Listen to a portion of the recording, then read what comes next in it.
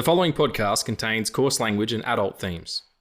This week on the show, instead of doing the obvious thing and talking about what is widely regarded as the absolute nadir of the genre, and no, that's not a deer that thinks it's a horse, we're going to big up the other, oddly similar Barry Allen animated adventure, Justice League, The Flashpoint Paradox. I'm Riggs. I'm Andy. And this is the Film Addicts Podcast. I love that energy. Yes. I'm going to leave that in.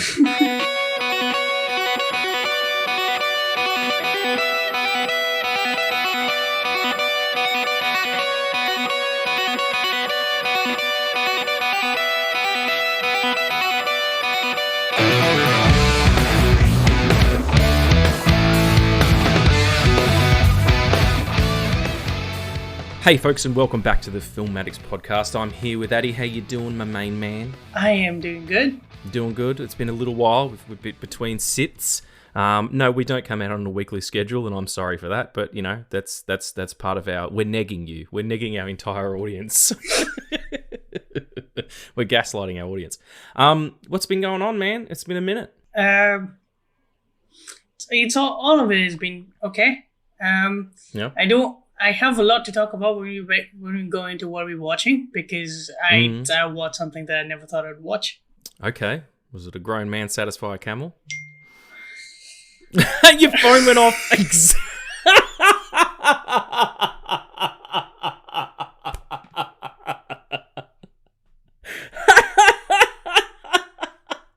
Oh my god. There's no way we could have timed that better.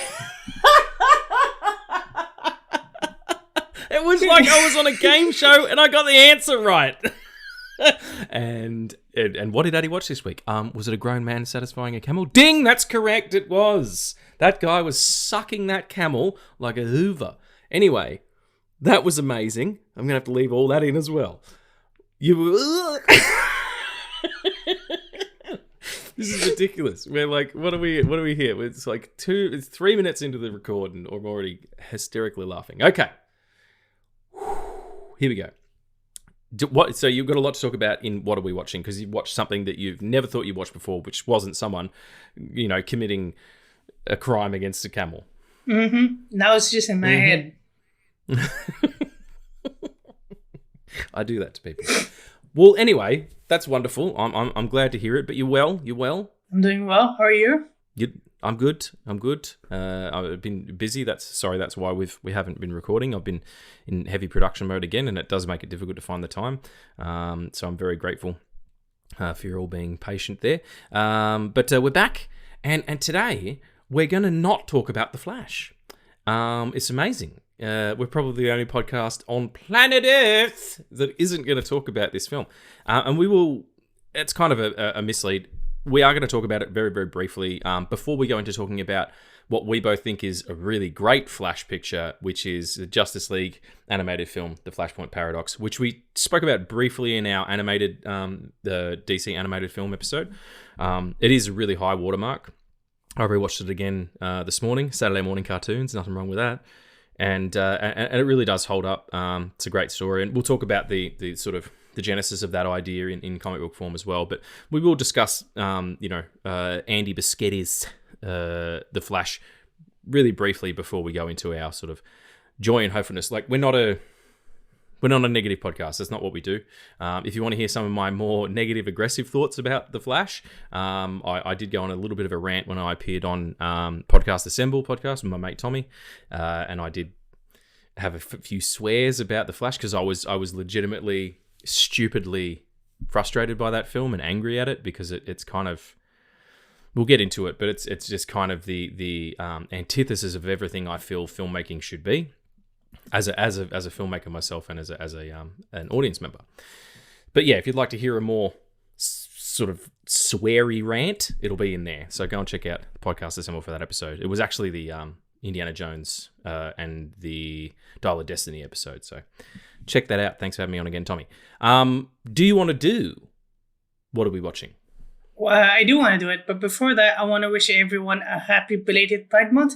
And I've decided that because we have a platform, I've decided that all of our lovely people who are not accepted as much as normal people are, we are going to go on a full fucking year of Pride. Okay? Every fucking year. Right on. Yep, let's do it. Make it Pride year, 2023 to 2024 financial year. Because the financial year's just ticked over here in Australia, so why the fuck not? Let's do it. So yeah, FY 23 to 24 Pride year. Maybe, we were talking about that this is probably going to be, this, and we're going to do an episode on Across the Spider-Verse as well, but it's probably going to be our last of the sort of nerd genre stuff for a while, and we're going to go back and look at some older cinema and, be more inclusive of all different types of movies. So why shouldn't we be more inclusive of all different types of people? And maybe we should have a look at doing, some movies in the LGBTQ I plus. I'm not sure of the exact acronym. Sorry. More in that vein, that stuff that's out there, specifically targeted at that community. So come on with it. So before I shouldn't have said come on with it. That's delete. I'm not going to delete. I'm going to leave it in. It's transparency, like I said. Well, if you've got any ideas, actually, if you're out there in the comments and there's something that you would like to have us watch for our official Pride year, or something that's even Pride adjacent, movie, TV, whatever, just hit us up and let us know. But yeah, do you want to do what we're watching? Let's do what are we watching. Are you ready? What are we watching?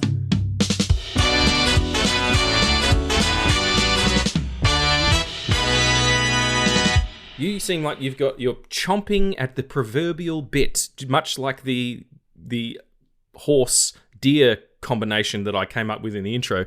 You're chomping at the proverbial horse deer bit to tell me what you've been watching. So please do. I'll tell you, it's not animal. I have a lot of energy today. I'm sorry. It's not animal porn. So sorry. I watched The Lord of the Rings, The Fellowship of the Rings in theater. You did, yeah. How was it? It was life-changing. It's weird that it's a film that I watched so many times, and yeah, it was life-changing. I totally get that. Seeing it in a cinema is a different experience, man. Absolutely. I took my brother with me, who's not into fantasy as much, and I was like, just come along with me if you want. We can do the whole trilogy together. And we came out, and he said, I want to watch the whole trilogy now in theaters. It's something that I would have never gotten at his age, and I never thought, 2 hours before I got the ticket, I never thought that I'd ever be able to watch that in theaters. And I love those movies, and with everything going on with the Flash and just the whole multiverse of it all, it felt really good to go back and just go into nerd culture in that way.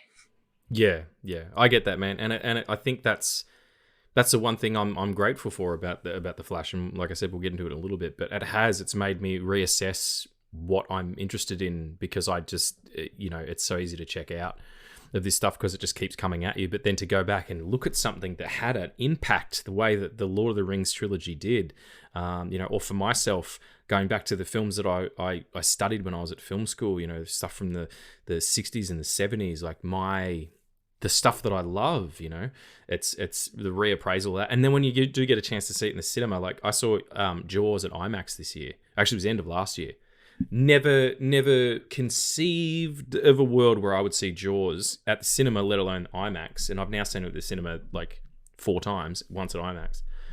And on IMAX, that shark is huge. It is huge. I mean, it's a big shark anyway, but fuck me. It looks like an enormous blue turd. No, it is. It's beautiful. I'm glad you got an opportunity to see that. I haven't done the LOTR trilogy myself at the cinema. It must be something that I get on top of. Was there anything else that you've seen, cinema or otherwise? Yes. I watched a couple of movies, but the one that I want to give a big shout out to is I did a double feature starting in, it was the start of last month. I did a double feature for Are You There, God? Are You There, God? It's Me, Margaret. Beautiful fucking film. It's amazing. The themes and the whole coming of age story in that, it is so heart-wrenching. It's amazing. Yeah, I haven't heard a bad word about it. And after that, I watched Asteroid City, and I watched it 3 times since. Yeah, you loved it. That's great, man. It's not out here yet. It comes out, I think, end of this month or early next month. But I saw the proper full length trailer for it when I was at the cinema just yesterday, day before yesterday, and fuck, it looks good. It just looks like, I mean, nobody's doing what he's doing. Nobody. My dream is that Wes Anderson does an X-Men film. I mean, I can totally get down on that, especially if they set it in the 60s. True.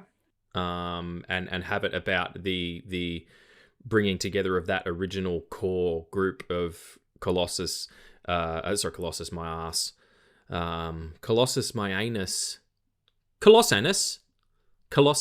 Anyway, fucking hell, what am I talking about?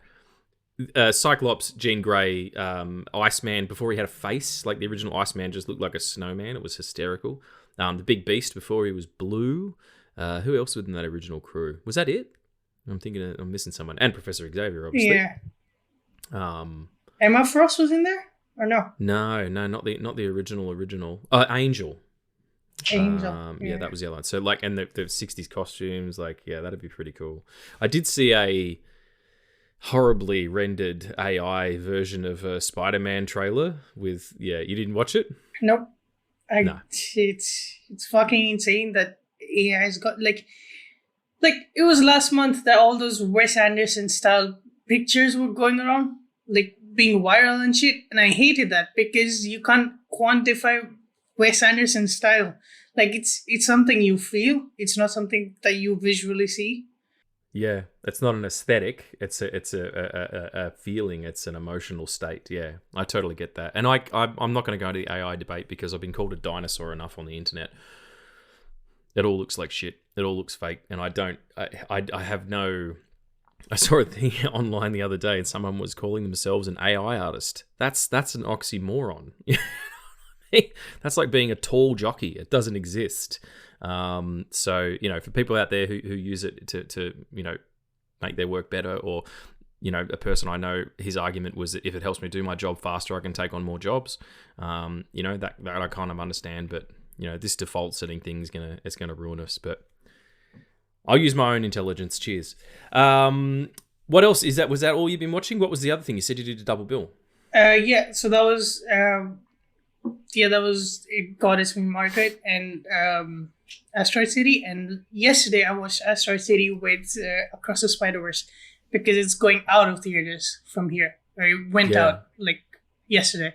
It's funny that it seems like the cinemas where you are do the thing that they used to do in the like 1960s and 1950s and stuff, where it was like a road show, like a film would tour a certain area and then move on because they were Prince. They weren't, not Prince the artist, obviously. I mean, maybe Prince did come and tour where you live. I don't know. Certainly not recently. It was a weird dig at Prince for no reason, for being passed on. Anyway, I'm literally all over the place. What was I saying? It was gonna be like in between episodes, Riggs took up mushrooms and he's completely off the chain. They would have like the film print, like the original celluloid print would tour a town, and it would be there for a few weeks, and then it would move on. Steven Spielberg talks about it. He had to kind of like chase Lawrence of Arabia around his area to go and find it at these different places a bunch of different times. So, yeah, that's a good double bill too. How colourful. Yeah, extremely colourful. Mm. And I rewatched Sex Education, which is an amazing British show. It's amazing, and people call it woke because it certainly had a lot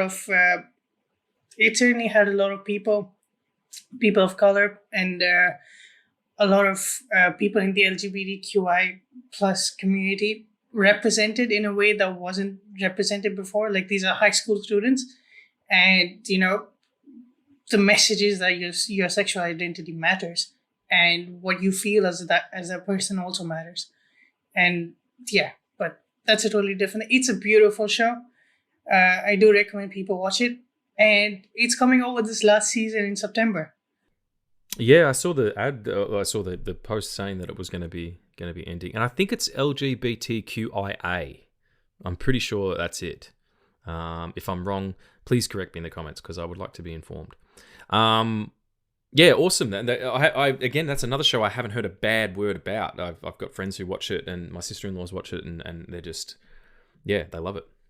Fantastic. Well, I've only got two things really quickly I want to talk about. One, I went and saw the National Theatre Live encore screening of the original stage production of Fleabag with Phoebe Waller-Bridge. Outstanding. What a powerhouse performance. What an incredibly articulate and intelligent person she is. What an amazing writer and performer.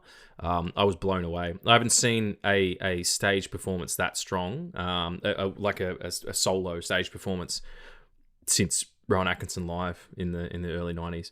And his was all comedy. There was no real drama to it at all, but it was often him on a stage, in just a costume with maybe a prop or two, and that was it. If you get an opportunity, have a look at some of that on YouTube. But yeah, the Fleabag in that original form is really interesting, and then watching the TV show and seeing how it translates. And the other thing I'll talk about really quickly, and if you want to hear my longer sort of talk on this as well, you can go to the Podcast Assemble episode where I talked about Dial of Destiny. But Indiana Jones 5, I know it's doing really badly and people don't like it, and there's all the CG at the start making him younger and then CGing him onto a horse, and there's a lot of stuff. There's a lot of clumsy editing. There's a lot of clumsy CG trying to get you to forget the fact that Harrison Ford is only in about 60% of his scenes because the dude is 488 years old. Like, he is 910. Like, he's older than some hobbits and some elvish people and all that stuff. Like, he, I don't know if you know, he was Aragorn's primary school teacher. So, because in the extended version, don't they talk about Aragorn he was gifted youth by the elves, so he's much older than he actually is? He's a descendant from the Númenórean people. So the Númenórean people were gifted Númenor as a kingdom by the elves. And right, and that keeps him young somehow? Yeah. Or is it because he spent so much time in Elfland? I nearly said then. What a fucking idiot. Oh my god. Yeah, in Elverton. Elvington. What the fuck is it? Disseldor. Ulflador. What is it? Help! Help! Help! Let's just sit there. It's Rivendell. Rivendell. Duffendor. What the fuck is that? That sounds like a nightclub where you go and listen to really hard drum and bass music. Yeah. And he's younger. How did we get to this? I was talking about Harrison Ford being old. Anyway, yes, there is a lot wrong with that movie on a movie level, but fuck, man, it's indie. I love it. I've seen it 3 times at the cinema. He's back, and Indiana Jones is my favorite film character, my favorite film hero. He's so vulnerable and haphazardly a hero, and Harrison Ford plays him so beautifully, and there is so much drama in those movies. It's a real story with real characters. I can forgive all the CG in a film like that because I know at its heart it's trying to do something, whereas the film we're about to talk about didn't feel like it was doing anything.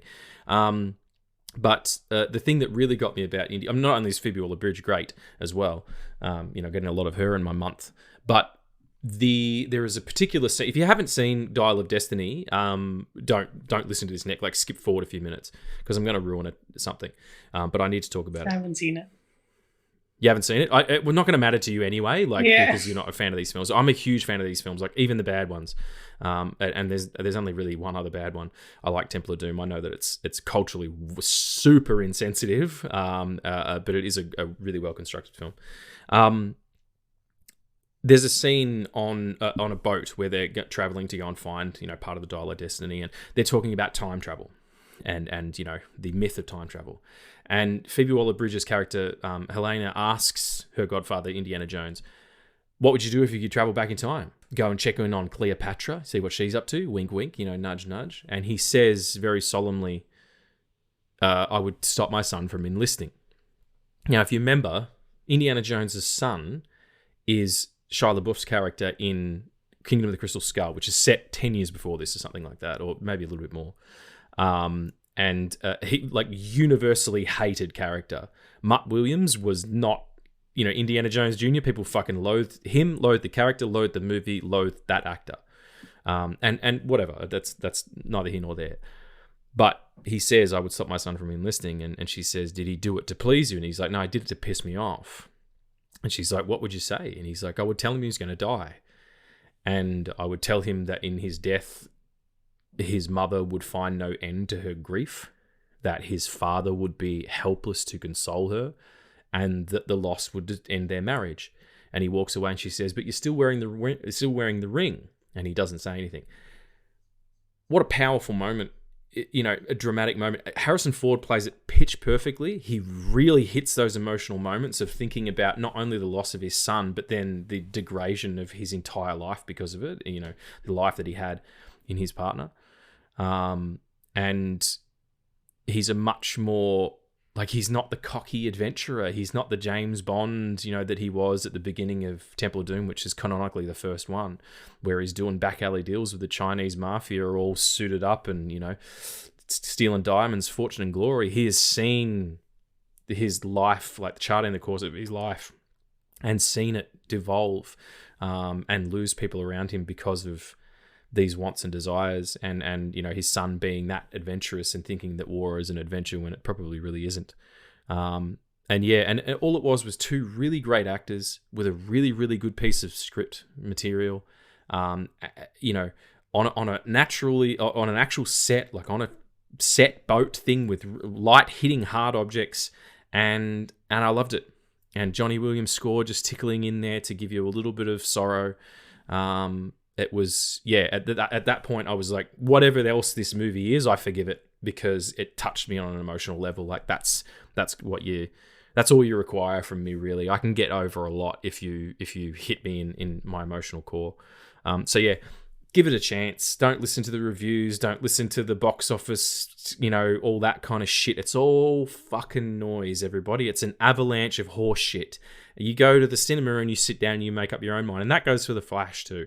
And you make sure you see it before you have an opinion on it. I remember when people were ragging on that Ghostbusters movie where they recast all the leads not recast, but they had all the leads be females, and everyone was like, "Oh, it's fucking horseshit. That's the worst one. Have you seen it?" And the amount of people who said no and had an opinion, you can't be educated. Indiana Jones says in this movie, if you can't prove it, it's not science. So go and get the information and then collate some kind of understanding of what it is. Dial of Destiny. I fucking dug it, man. I fucking dug it. I won't give you the really great part that happens at the end. I'm like, oh, but check it out. Anyway, what are we doing now? I'll watch all of them and then I'll watch Dial of Destiny. And next week. Do it, man. And I like to do it in canonical order. So you go Temple of Doom first, which is 35, and then Raiders is set in 36. And I'm like, a lot happened to him in that year. Fuck me. He was tortured by voodoo and had to, was brainwashed by the blood of Kali and cults and all this stuff. And then the next thing he does is go after the Nazis. It's wow. The poor guy just can't get away from the Nazis. They're everywhere. They're like fucking McDonald's all over the place. Sorry, that's not me referring. Oops, I'm going to get sued by the McDonald's Corporation. That wasn't me saying that McDonald's as a conglomerate are anything like the Nazis. I'm just saying in Indiana Jones's life, they're around every damn corner. And in my life, I can't walk out my house without seeing McDonald's. Damn big M's. Anyway, that part might get cut. Do you want to do some nerd news, my buddy? Let's do some nerd news.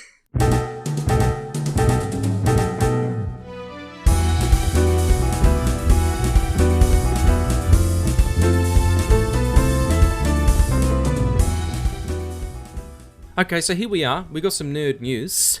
None of it to do with Nazis or McDonald's. Now you have to keep it in because there's no reference. No, I do. Yeah, that's absolutely true. Well, I've made my statement. It doesn't matter. Okay, just a couple of quick things. Cinematographer Greg Fraser, who's a Melbourne boy, actually, Academy Award-winning DOP from Dune, is officially set to return for The Batman Part 2, which is great because I think almost 50% of the reason that movie works is how it's shot. Just a remarkable remarkable thing. It was revealed on Team Deakins, which is Roger Deakins and his wife's podcast. They interviewed director Matt Reeves, and he confirmed that Greg Fraser is coming back. Greg Fraser's other credits do include, The Batman, Dune from 2021, and Rogue One. I'm excited. I'm excited for Dune 2 as well. We haven't spoken about that. The trailer came out, and the entire world collectively orgasmed at the same time. And then they announced it's going to be a trilogy. It was fucking weird because I watched the trailer and I went on a whole rant on my stories saying that the amount of things that I know and the amount of things that they've just shown in the trailer, it seems that way that they've given Denis Villeneuve his fucking trilogy. It was literally 21 hours after that they announced that it's a trilogy, and I was so happy. It's fantastic. Like what great foresight. You know, it has to be a great product. Someone's seen something and they've gone, "Yep, this is it. This is the one that's going to win him his Academy Award." Denis Villeneuve, who is one of the most interesting directors working today. So I'm excited. I'm excited for whatever he gets going with that. This one's interesting. I only found this out this morning, and the date is the Saturday, the 8th of July, where I am anyway. Jennifer Garner. You know Jennifer Garner? She's you don't want to say she's Ben Affleck's ex-wife, because that's not true. She had a fantastic career before him. She was in Alias, bunch of other ones. You know, it's 13 going on 30. Ghosts of Girlfriends Past. I'm not reading these either. I'm coming up with them off the top of my head. And one of the other things she was Elektra in not only I think it was 2003's Daredevil picture directed by Mark Johnson starring Ben Affleck. She also was in a spin-off movie. She is returning after nearly 20 years for Deadpool 3. Yeah. It's multiverse. And I hope... Sorry, go ahead. Yeah, it's the whole Deadpool kills the Marvel multiverse again. Yeah, well, it's I mean that's adaptation. I'm kind of into it because this multiverse stuff is just becoming all we're seeing now, because I think off the back of No Way Home doing so well, everyone's like, oh, well, that's where the new is. And it's kind of crippling storytelling. It's crippling narrative at the moment. But if Deadpool comes and does it in a funny way, in a way that's poking fun at itself, I'm kind of keen on that. And I believe this also gives credence to the rumor I heard that Ben Affleck will be returning as the Daredevils.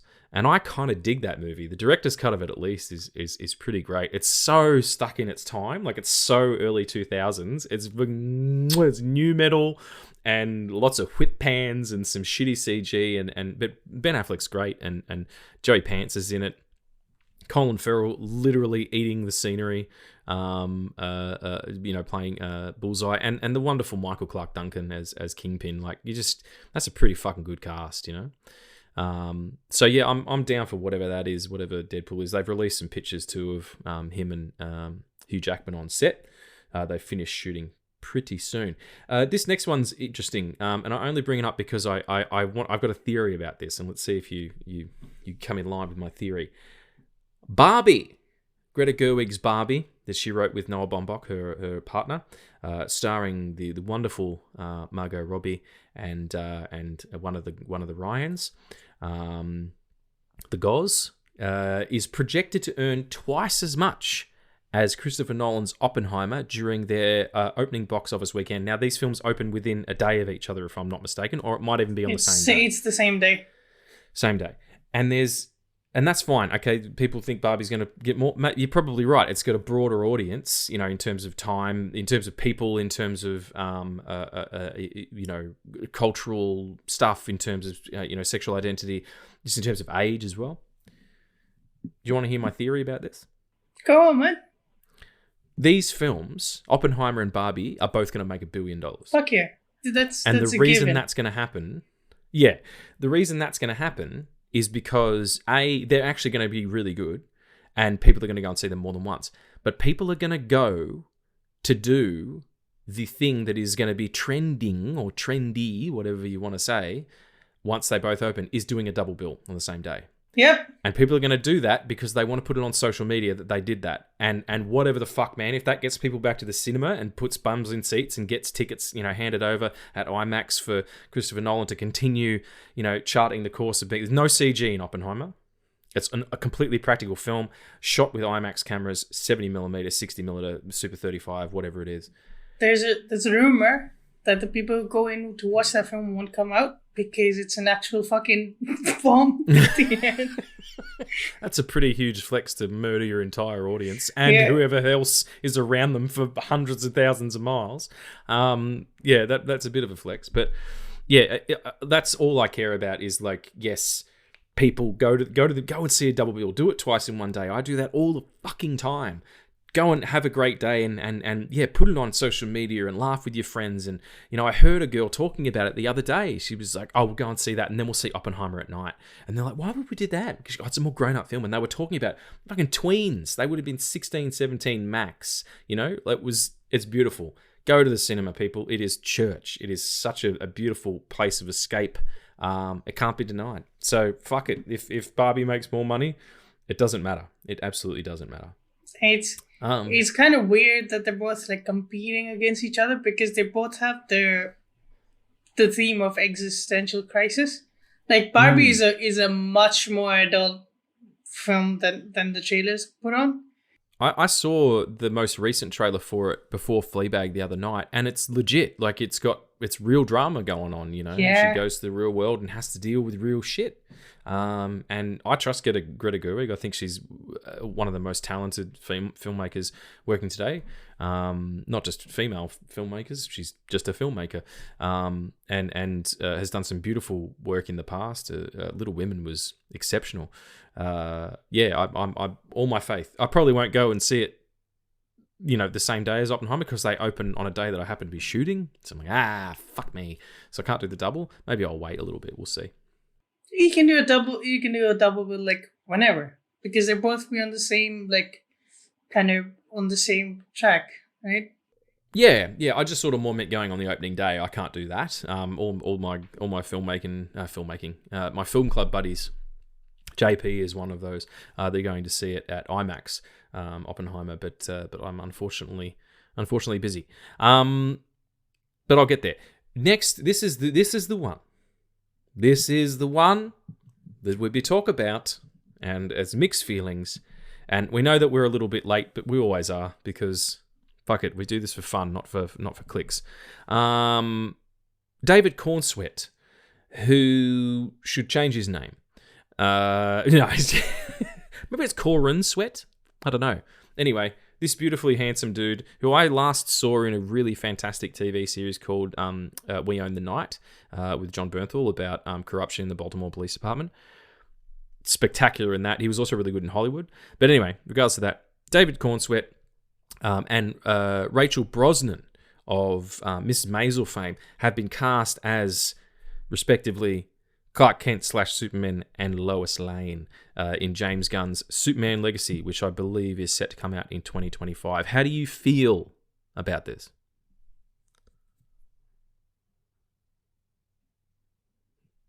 Yeah, no, dead air on a podcast is fine. Don't worry about it.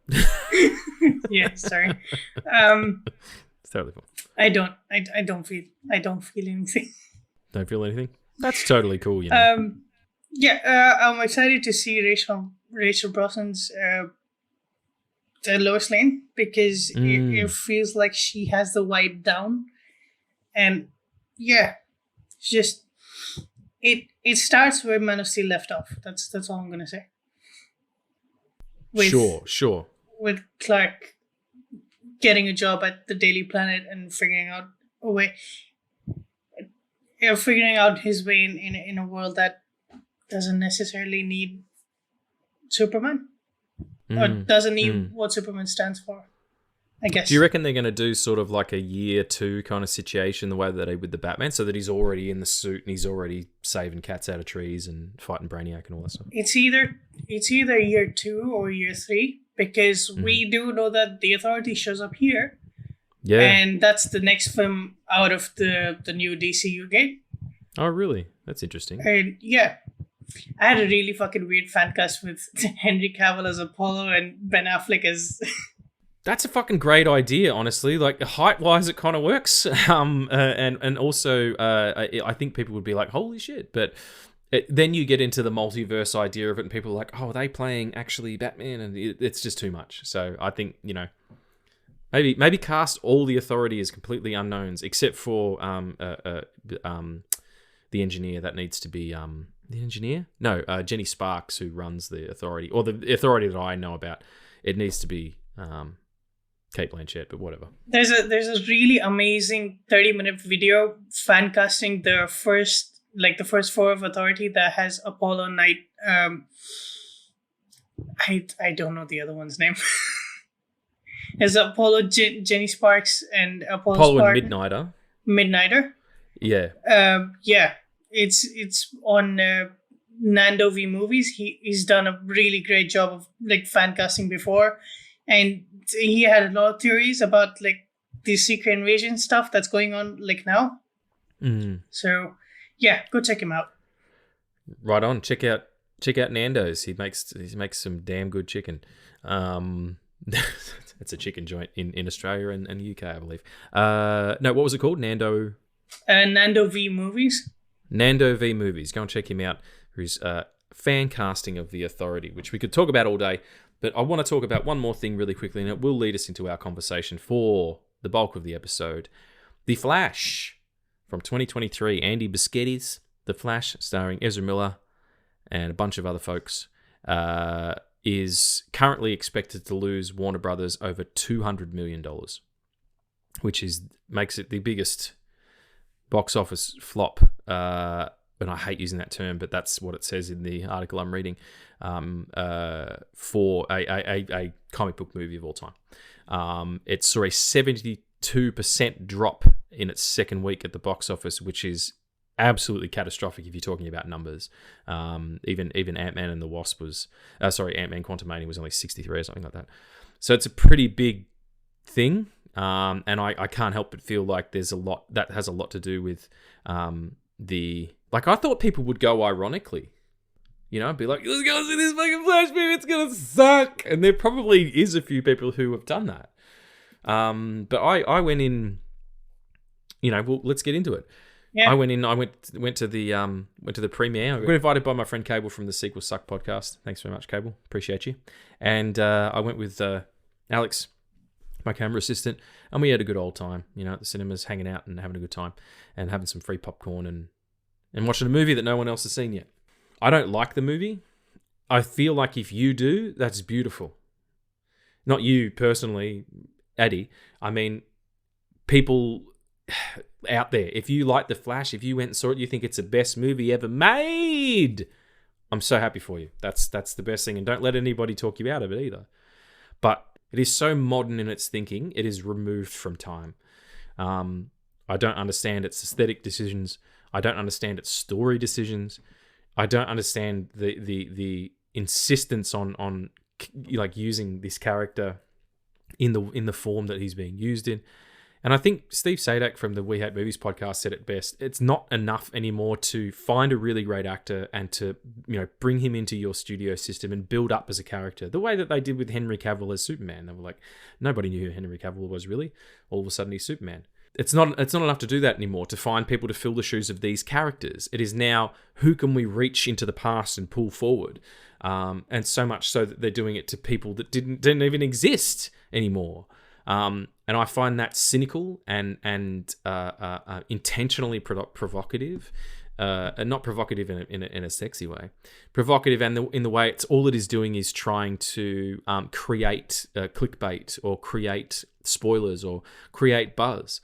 They're not there for story decisions, and that's the only thing I care about is story. Like, that is critical. That's why I can forgive Indiana Jones and the Dial of Destiny for looking the way it does in places, because the story got me.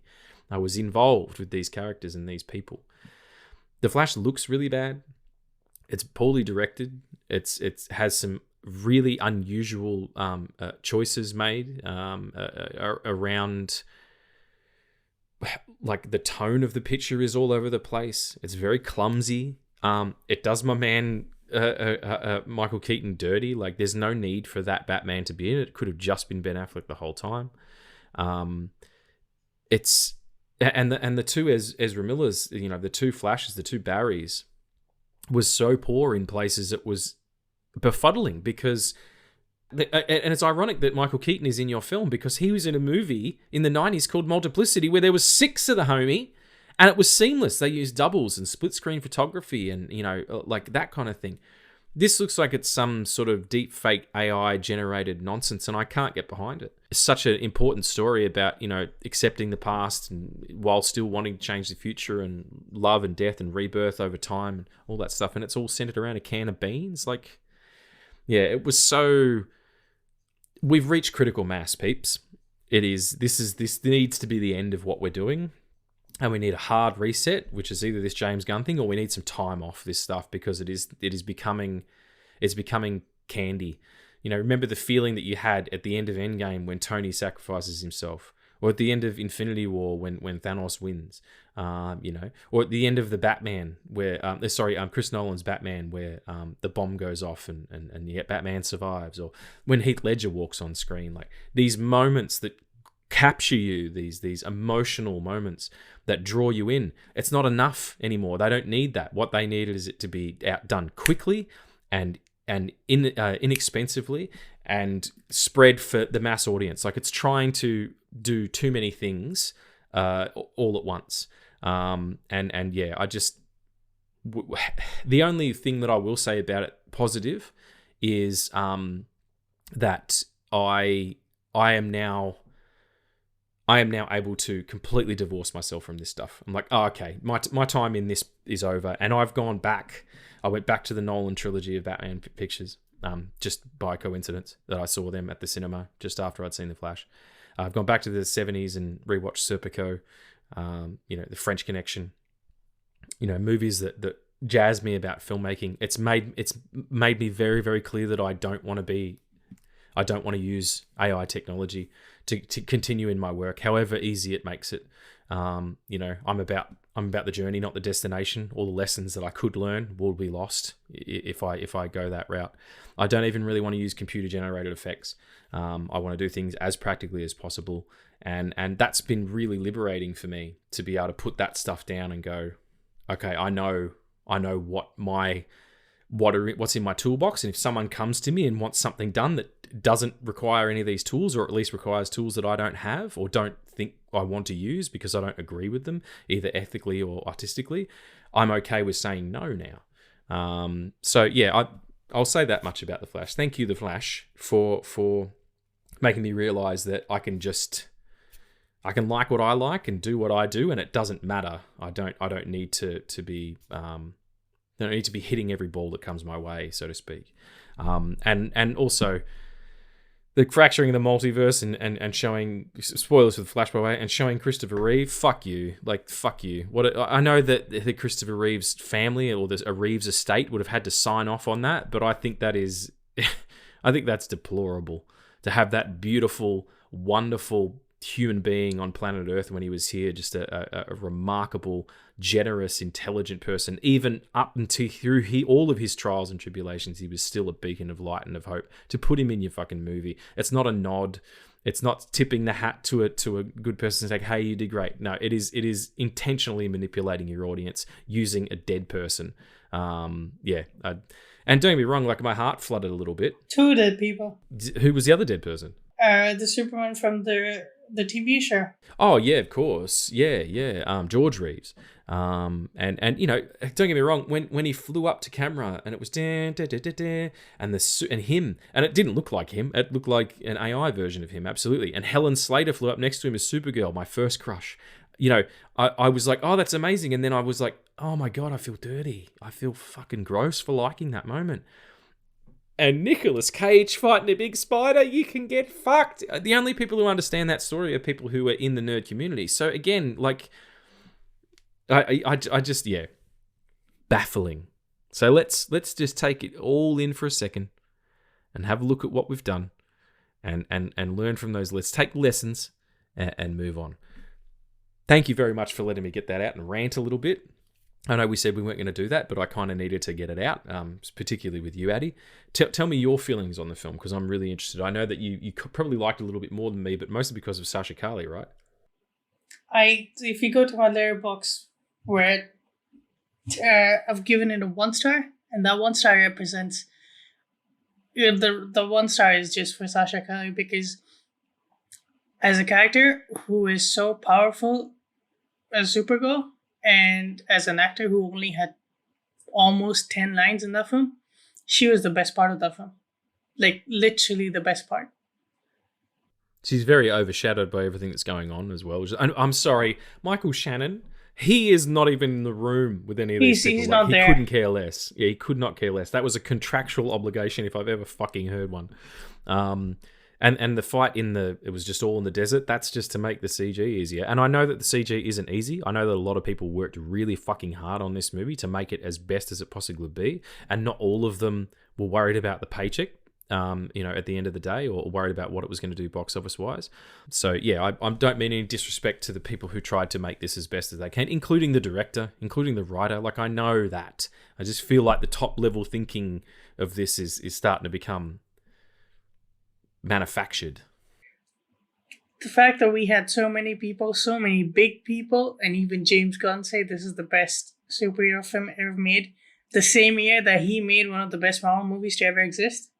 How much of a company line is that though? Like, he I know he was like, and I thought this before I took over. Maybe don't say anything. It sounds suspect as. No, but he said it on the Michael Rosenbaum podcast like a week before the film was going to come out.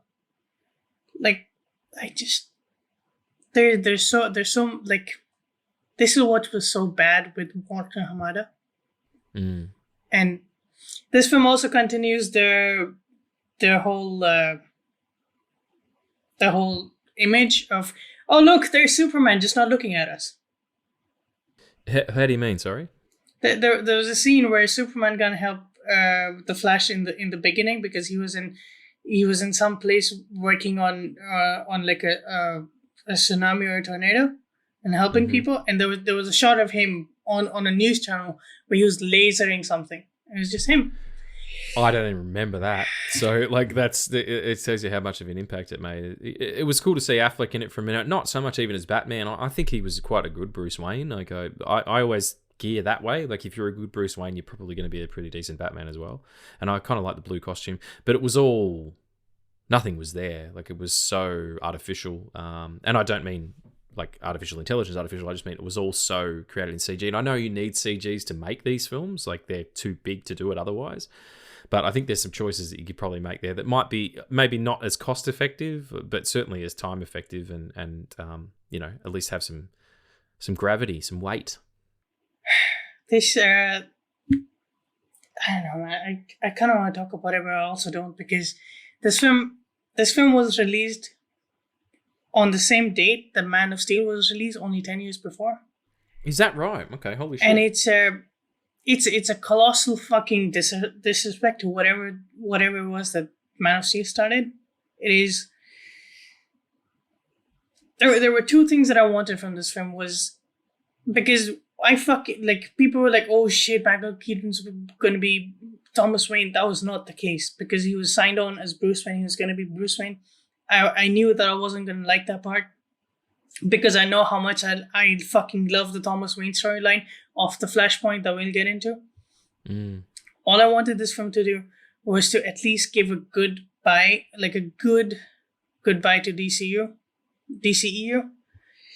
And to have Sasha Calle as Supergirl take the flight with the flight music of Man of Steel. And let her be the hope that leads us into the DCU. I got some of that. I really fucking hope that she gets the Supergirl. She gets to be Supergirl in the DCU. I hope that... It seems like that's what's going to happen. She said that publicly, has she not? No, she hasn't. No, okay. Because no casting has been announced for that. That's pretty far down the line too, I think. So yeah, we've got Supermans and Swamp Things to come out and all sorts of stuff before that happens. So, it is. And like you said, if you like the film, that's good. I fucking envy you if you like that film, because Yeah, I wish I could have liked it. Yeah. like I went with my brother to watch it, and he loved it. And when they show Nicolas Cage, I was like, okay, we fucking knew that was gonna happen because we talked about it. It's And then- not Nicolas Cage though. Like, it's not. he It was is great to all work like with. none of those people are there. No, they're not even there. Even in maybe they had body doubles or whatever thing, but Nicolas Cage did not do any time on that movie. They paid him for his likeness. I don't even think they fucking paid him. Like the picture that I showed Juan the other day when we were recording, it's the same picture just floating. Yeah, you're absolutely right. And there's a universe where that movie happened, and I don't mean a universe inside that movie, The Flash. I mean a movie inside our universe of our universe where it did happen and it was very successful. But I don't. There is no story reason above and beyond. There is a multiverse to do that. That doesn't give you anything. Like that doesn't like all these people, all these superheroes in different universes looking at the multiverse cracking doesn't do anything extra for you emotionally for Barry's story. It just doesn't. There would have been some sort of sense if there were different Barrys shown in the Speed Force crackling on. Like that would have been okay. Like you don't have Superman in your film. It's replaced by Supergirl. That whole storyline it is what it is. It's there. Michael Chan is not there. The third act lasts fucking 12 minutes. Which is strange considering it's almost 2.5 hours. What is it? 2.5 hours long? 2 hours and 40 minutes or something? It's a long movie. It's a long movie, and you can certainly feel it. Yeah. I was really excited to see the gray suit, the gray and blue suit. It looked really bad. It looked very, very toyish.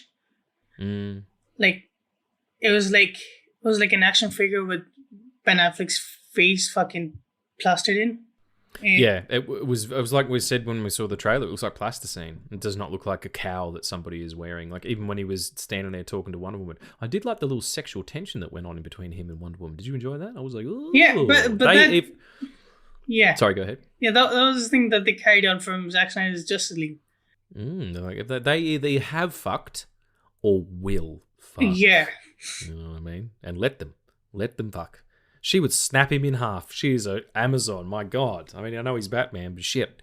In the wise words of Optimus Prime, let them come. Let them come. All right. The last thing I just want to say as well is, you're talking about why is it two Ezra Millers? Why isn't it Ezra Miller and the young kid who plays the Flash in the TV series or someone else? It doesn't matter. It fucking can be lots of different people and just be a different Barry Allen.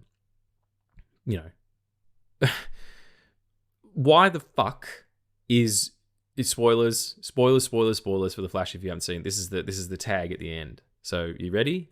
Have you stopped listening? Because I'm about to spoil it. Here we go.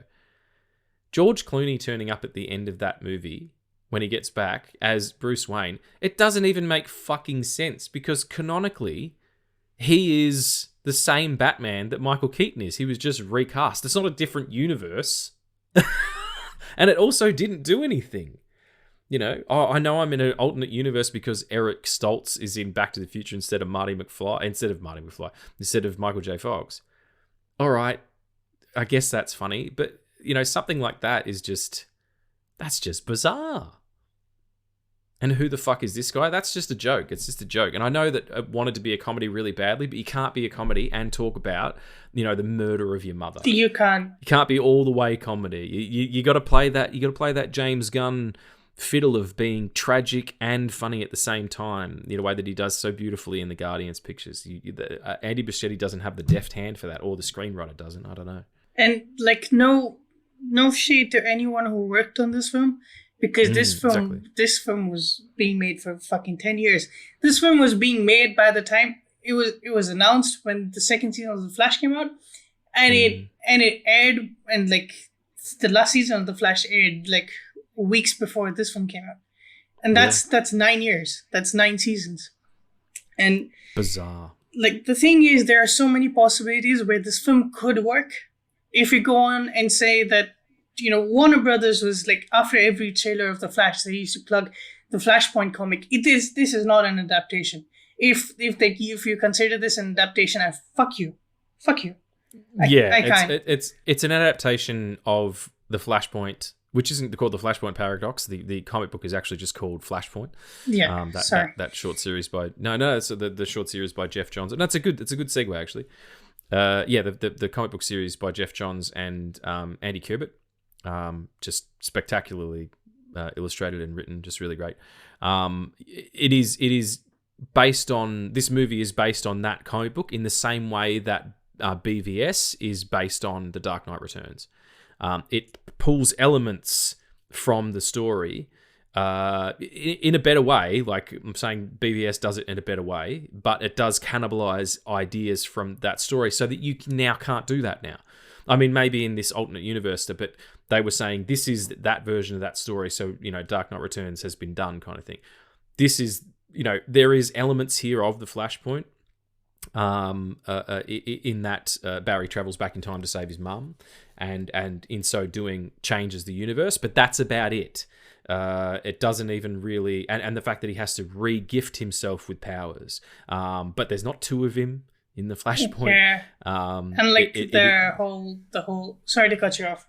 No, you go. The whole Reverse Flash thing, where he shows up at the end for like 2 seconds, where Reverse Flash in the Flashpoint is a fucking character.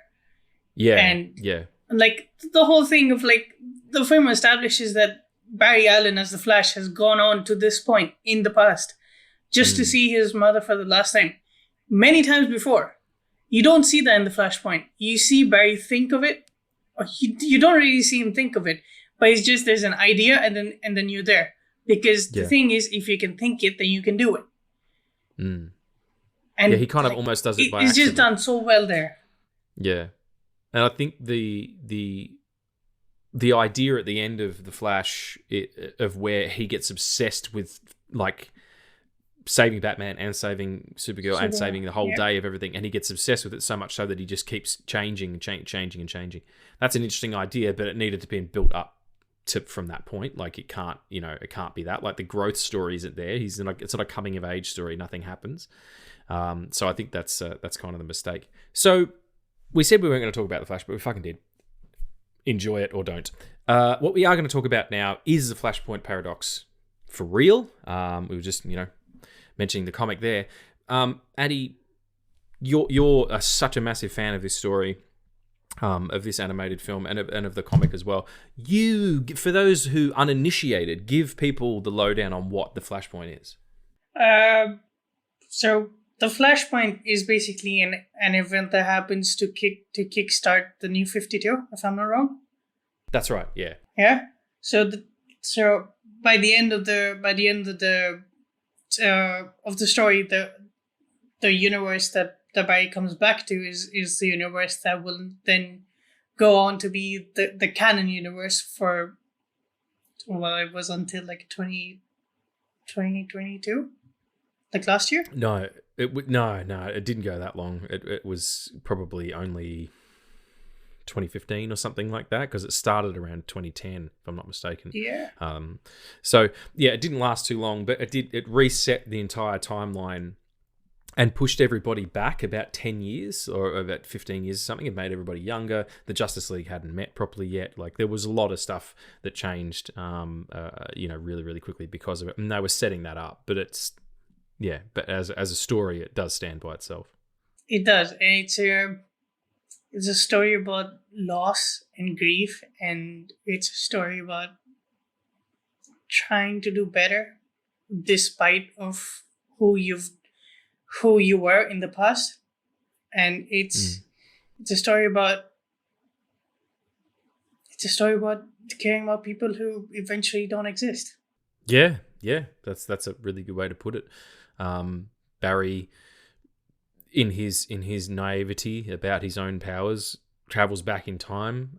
In the Flashpoint Paradox cartoon, animated movie rather, which is quite adult. I shouldn't call it a cartoon. There's a fucking full-on scene here where homies get shot in the face. It's not even Shot that. in the face. Wonder Woman kills Billy Batson the Kid. Yeah, she snaps his neck. It is absolutely gangster. But yeah, in the animated film, Barry travels back in time, sort of unknowingly, and saves his mum from dying, and wakes up in an alternate reality. And that alternate reality, he is not the Flash. He doesn't have powers. He is not with Iris. His mother is alive, but there is the landscape of the metahuman folks is very different. Cyborg, who is voiced by Michael B. Jordan in the film, is sort of a corporate puppet. He works for Obama, funnily enough. Or they didn't say he's Obama, but it's an African American president who kind of sounds like Obama. Superman is the rocket that brought him to Earth landed in Metropolis, and he was taken by the government, as would happen to an alien, and he's in a government facility. Green Lantern doesn't exist. Hal Jordan is just a test pilot, and he fucking dies. And he gets murked, yeah. And I think probably the two biggest differences is, one is that in that alley where the Waynes were murdered traditionally, it was Bruce who was killed, and his parents were alive. There's a fantastic scene where you see Thomas Wayne beating the murderer to death in the alley, while behind him Martha Wayne literally turns into the Joker. Like, she becomes insane. There's some really great side stories about that, and he takes up the mantle as Batman, and he's a very angry, not worried about using a pistol Batman. And the other big thing is that at some point in time, the Amazons and the Atlanteans formed an alliance. Because of this alliance, Aquaman and Wonder Woman had an affair. Mira found out about this and tried to assassinate Wonder Woman, and she killed her, and that started a war between these two superhuman nations, and humanity is the people suffering. There's resistance fighters. There's sections of the planet that people can't go because they're run by London became New Themyscira, and those two warring factions are destroying the planet at the same time. So you read the comic. Obviously, this does deviate from the comic. What I think it does really well, though, is set up some roles that you don't see in the book. Do you remember who's in the book kind of exclusively? Because I don't think Grifter's in there.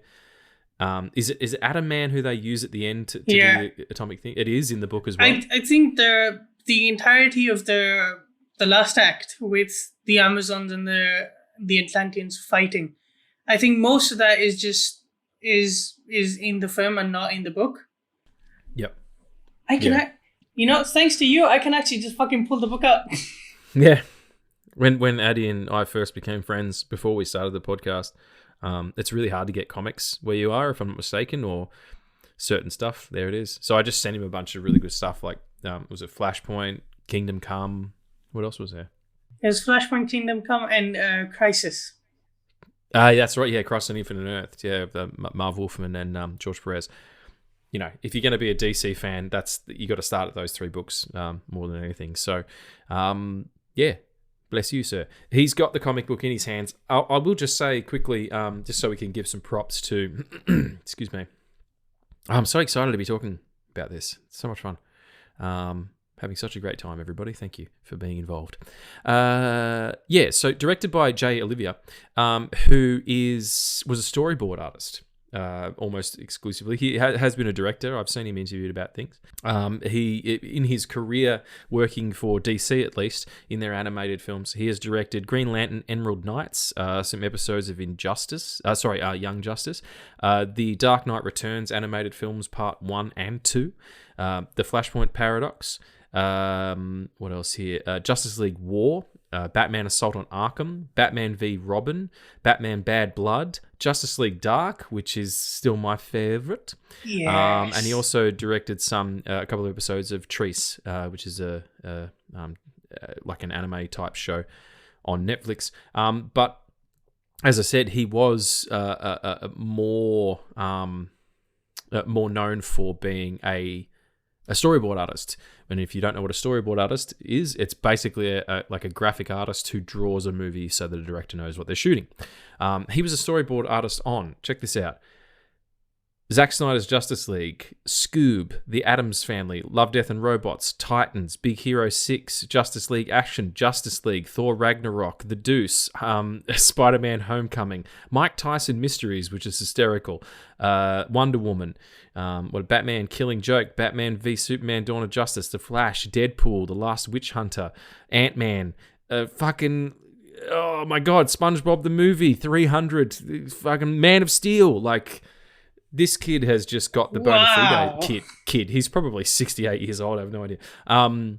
He's got the bona fides as a person who knows how to tell a story in pictures. So, fantastic work there. And geez, what a cast. You've got, Thomas C. Howell as Professor Zoom, Michael B. Jordan as Cyborg. There's a couple of people, Kevin McKidd as Batman, Thomas Wayne, Justin Chambers as The Flash. Who else we got here? Kevin Conroy comes in as Batman in the other universe there. Sam Daly plays Superman, who he was the voice of Superman in the original TV series. Dana Delaney. She plays the voice of Andrea Beaumont in Batman Mask of the Phantasm, which is like my favorite animated film of all time. Kerry Elwes as Aquaman. Nathan Fillion as Hal Jordan. Just stacked cast. Everybody. The Ron Perlman as Deathstroke. Fuck, what a baller movie. So what have you got in there? You got the book there. So there's a whole plot with Cyborg actually being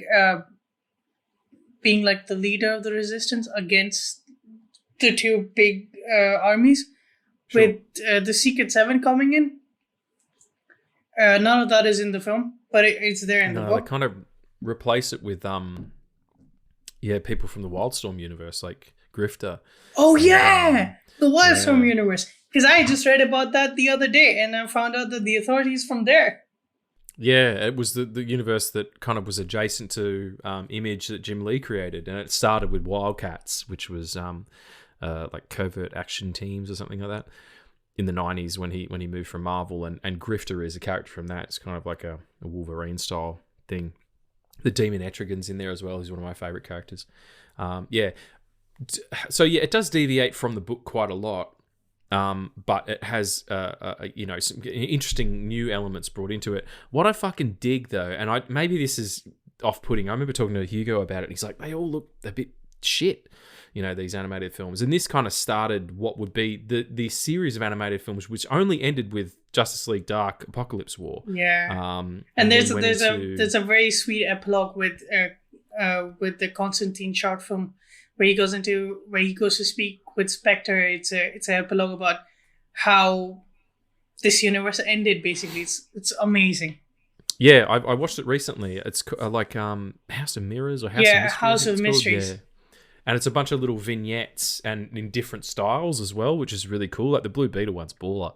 But yeah, I'm a big fan of Constantine as a character, and it kind of ended there. And then they had the first one out the gate after that was Man of Tomorrow. Man of Tomorrow. That's the Tomorrowverse with the Supergirl film also coming out this week. This year, sorry, not this week. Yeah. There's some interesting stuff going on there, and hey, it's good to reinvent yourself. But it did have that kind of New 52 vibe for that entire period, and it shared a common house style or a common animation style. There is some stuff in there. Everyone's very tall and very thin. Yeah. The first time you see Superman in the Flashpoint Paradox film, his body is huge and his head is just so fucking tiny. Yeah, it's absolutely insane. And the same for the Flash is really massive. Yeah, and everybody, Aquaman and Thomas Wayne is drawn as being this huge hulking creature. Interesting, but it reminds me so much of a lot of that 90s anime that came out, like the stuff, all that Street Fighter stuff that they did. Oh yeah, in the early 90s and shit, the mid 90s, or Ninja Scroll, or obviously these films are animated, more expertly, but yeah, they kind of had that vibe about him. And I was watching it this morning with my coffee and just going, I feel like this is what I used to do when I was a teenager. But it was these animated these anime movies. It was the giant pecs era. Big pecs, big guns, big tits, as Kevin Smith would say in Chasing Amy. Yeah, that's kind of the vibe, and it does what it does really well, actually. And I'll see if you agree here.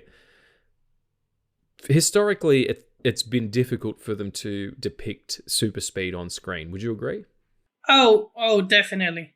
There's something in the Flash film that's not established ever, so it doesn't really matter.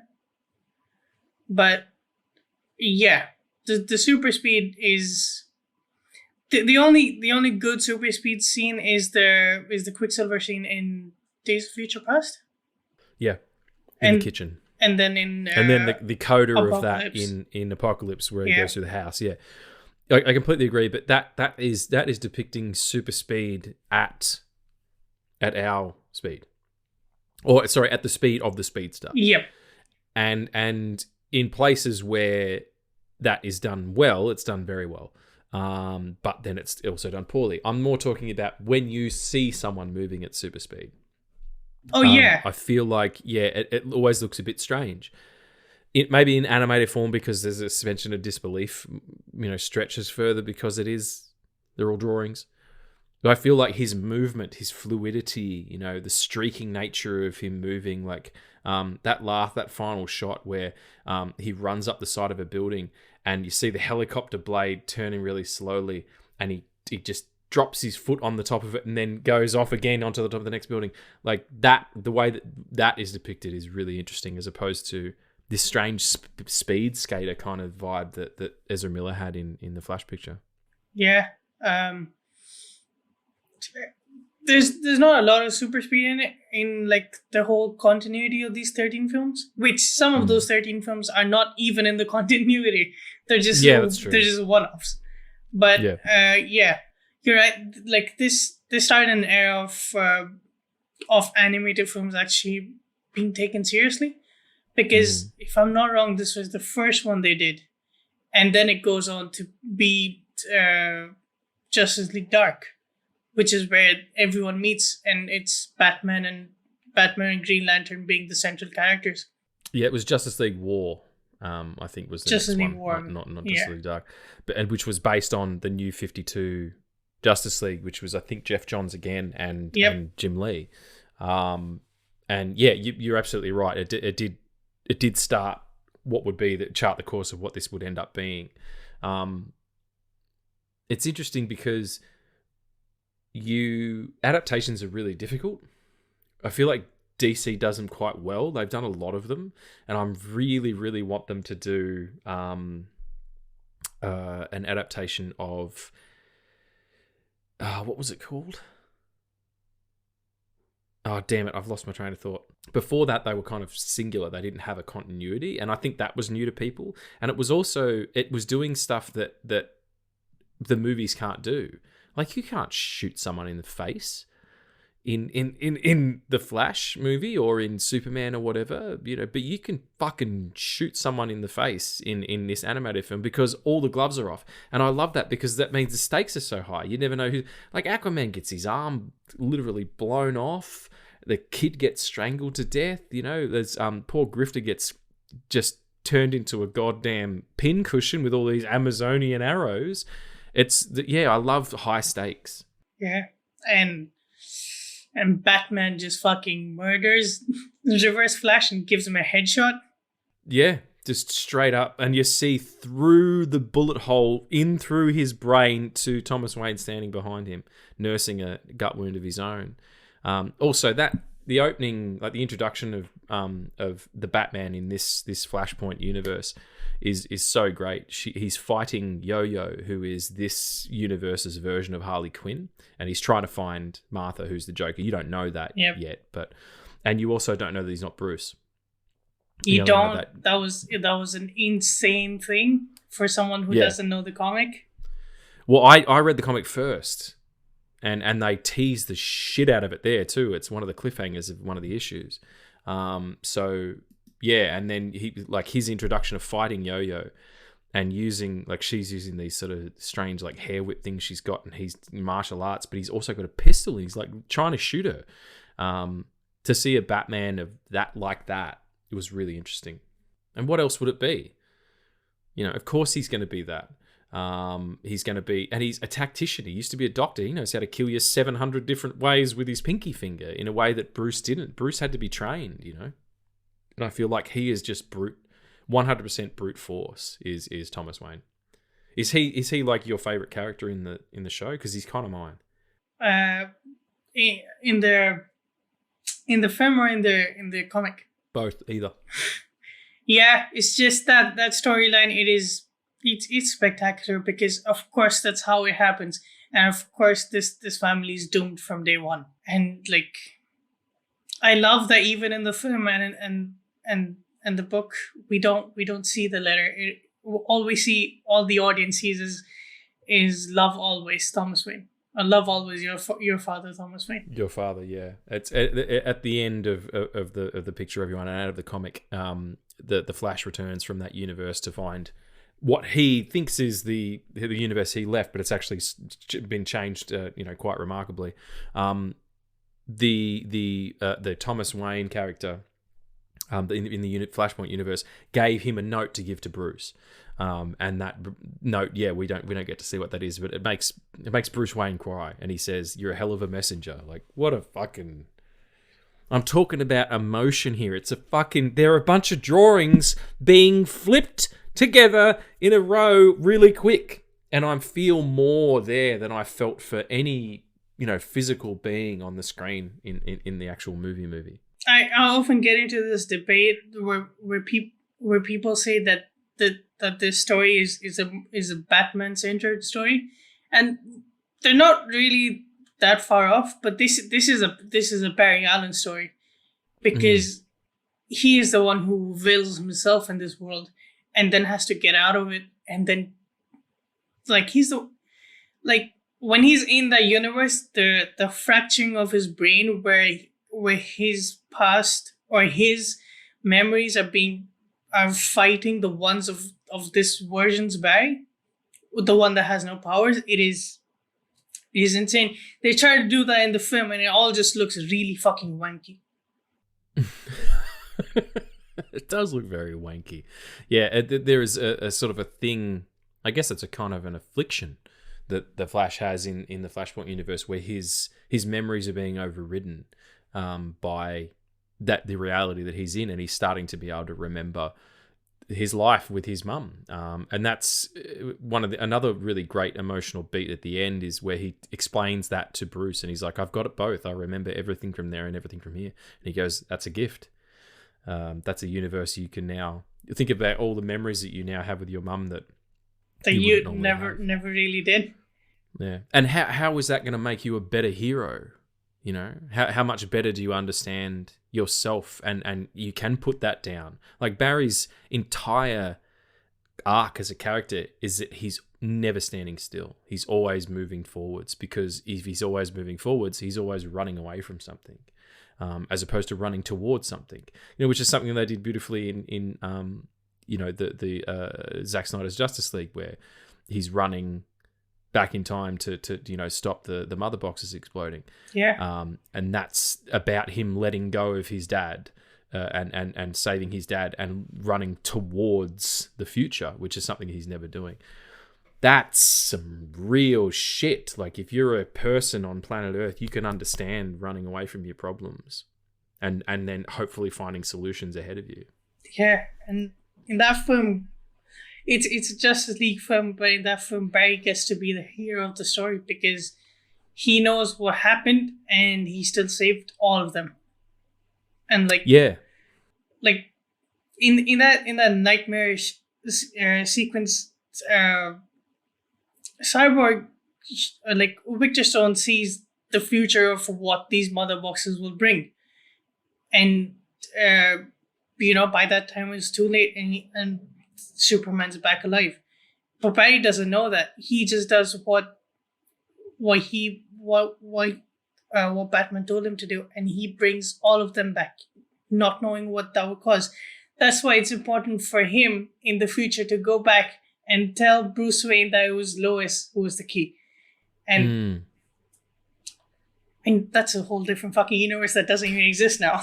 Yeah, but it's also that's a movie that is, for all of its faults, and there's a lot of bloat on that movie. At least it knows what it's doing. In a way that the Flashpoint Paradox does as well. Like it is totally unapologetic for the changes that it makes to the original source material. It's quite happy, bending the genre a little bit and making it a much more adult take. I think that's the DC animated universe folks were like, oh, okay, we know who our audience is. This isn't kids on Saturday morning. They've got Young Justice or whatever it is. Let's target this at the people who have read these books. Yeah, I think it's only a matter of time before they kind of, the animated stuff's going to have to take a step up, I feel, because it always was kind of... Yeah. Those, direct to video, like, why can't these be in the cinema? I would have fucking loved to see Justice League Apocalypse War in theaters. Could you imagine? Do the double bill. You do the double bill, mate. You do Justice League Dark and Justice League Dark Apocalypse War. That's a good day. Oh, God. Justice League Dark is just fucking amazing because he sees the Tenants. The Tenants always fucking great. Yeah, and Dr. Fate and fucking the Demon Etrigan. That version, like, I love me a version of the universe that's different. I like seeing these characters play with a different time. Like Flashpoint Paradox, Superman ain't even really in it. He's like tangential to say the least. He's a sideline character and turns up at the end to whoop some ass, but not to save everybody. Yeah, and like. I don't think that this film had it on its shoulder that it has to build a universe, but it did it anyway, and it did it perfectly. I think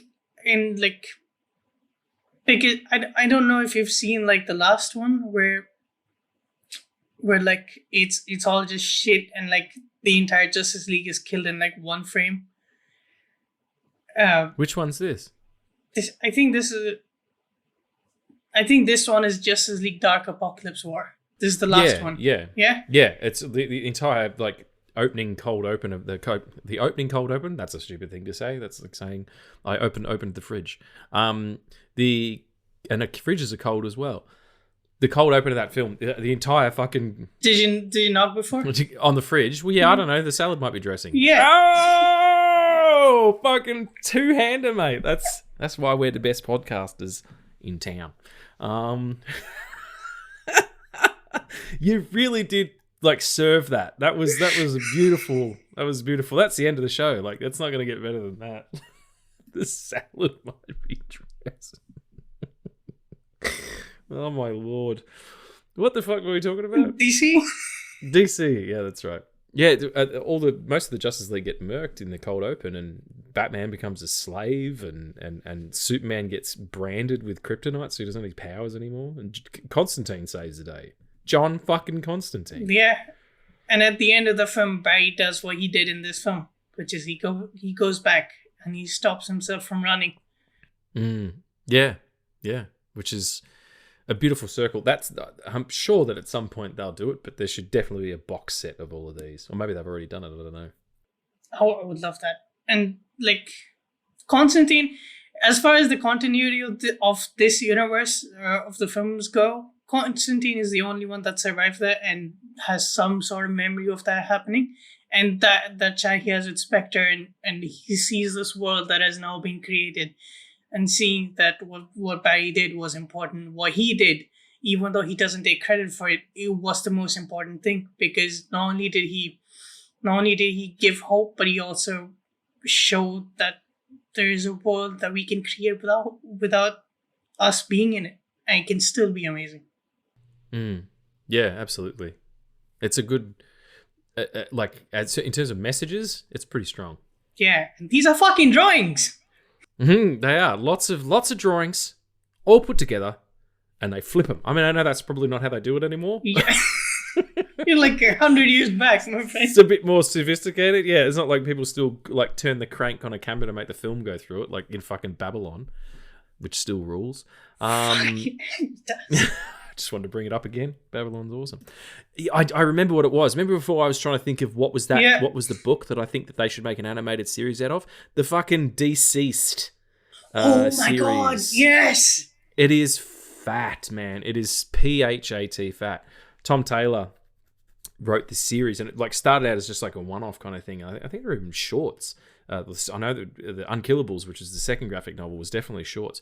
But yeah, the anti-life equation gets turned into like a techno virus and turns everybody into rip off their own face zombies, and the whole world gets infected, including Superman, including Batman, and it ends up being Damian and John who'd have to take over the Justice League and the fight and the thing, and there's a rich.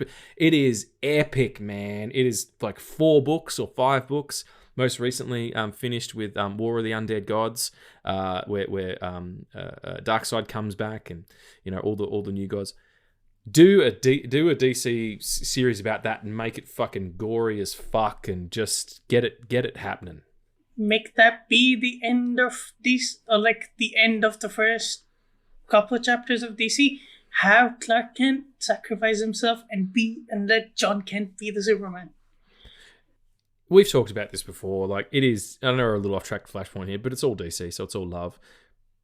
Moving on from these characters in cinematic form is probably not a bad idea. Jonathan Kent is the Superman for now. He is a member of the LGBTQIA community. He, throughout the entire series of The Son of Kal-El, he barely throws a punch. He is solving problems with compassion and with his mind. And he is the current series. He's stuck in the Injustice world where Lois has been killed and Superman's taking everything over and Batman's a fugitive and whatnot. And he refuses to kill Superman. He's like, no, there is a way to stop him.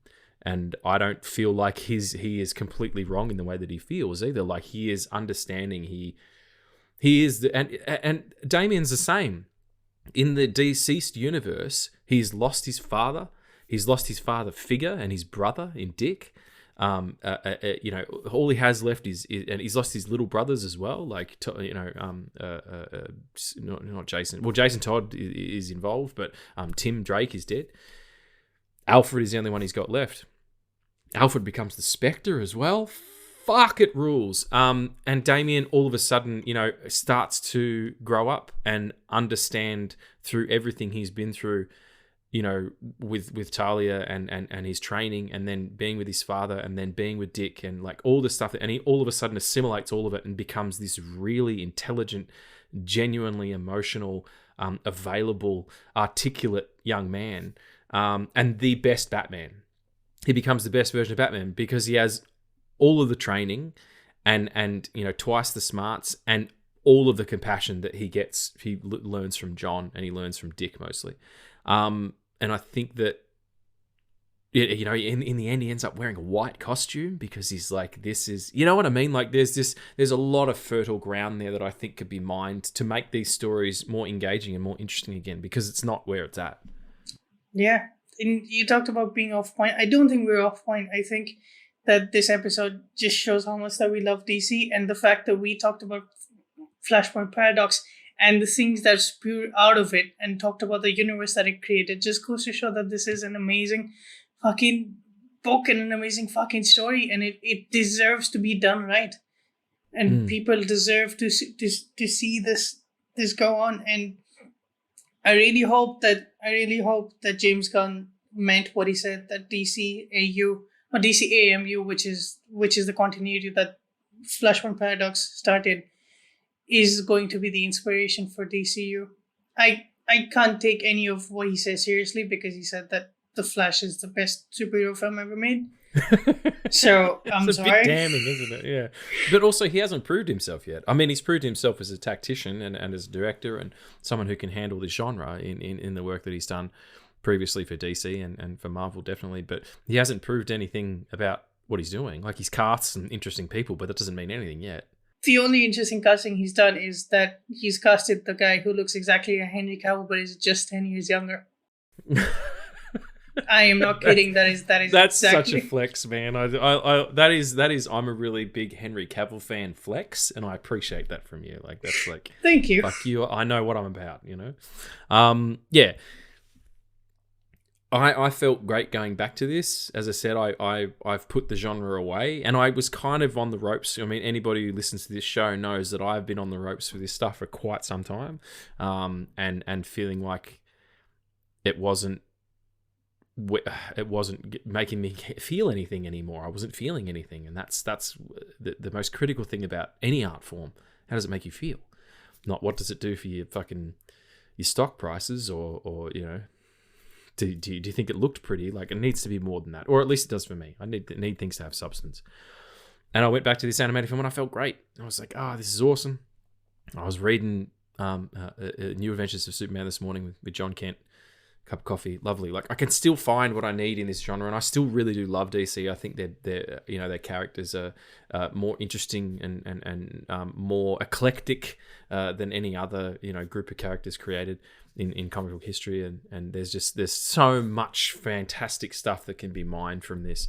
And Flashpoint Paradox is a beautiful example of that. Yeah, and I felt the same way.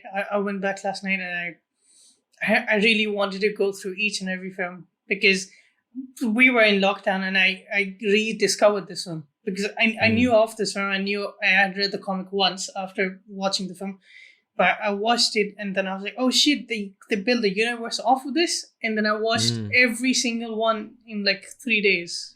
That's 13 movies each. I'm not doing the maths. Is that an hour and 20 each, or an hour and 10, or an hour and change? Like, they're not long pictures, but that's a bit of a sit. But yeah, that's what it's all about. Yeah, these movies are great, and Tia said that like children have they were going as in we can make this film dark, because the lighter version of it is Young Justice. I think Young Justice leans a lot into Saturday morning cartoons, but has a lot of strong themes. Like, we have Connor Kent for like the first 3 seasons. He's just trying to figure out why he even exists and who he wants to be. And you have Megan, who's the nephew of John Jones, our Martian Manhunter, and they have a relationship where he shows her that people can be. He shows her that people can appreciate each other for who they are inside, and he gets her to not be in a human form all the time. Like, when she's with him, she is in her form, which is the green skin, and she teaches him how to accept the fact that he's here, and that he's a part of Dick's team, and they go on, they save the universe. And it's a shame that they canceled it, and I haven't watched the last season because it was just heartbreaking to me that these characters won't go on. But they have Lobo in it. They have fucking it's in the same vein as these films, with this, like, the same kind of art style and everything. But there are a lot of character arcs that are just amazing. Like when Superman turns, you can see why he fucking turns. And when Batman walks out, you'd know why he walked out. And I really hope that if there's like a 5% chance that any of this can be an inspiration to DCU, I really hope that that's true. Because these characters, us fans, we all deserve better. We fucking deserve better than what this movie was.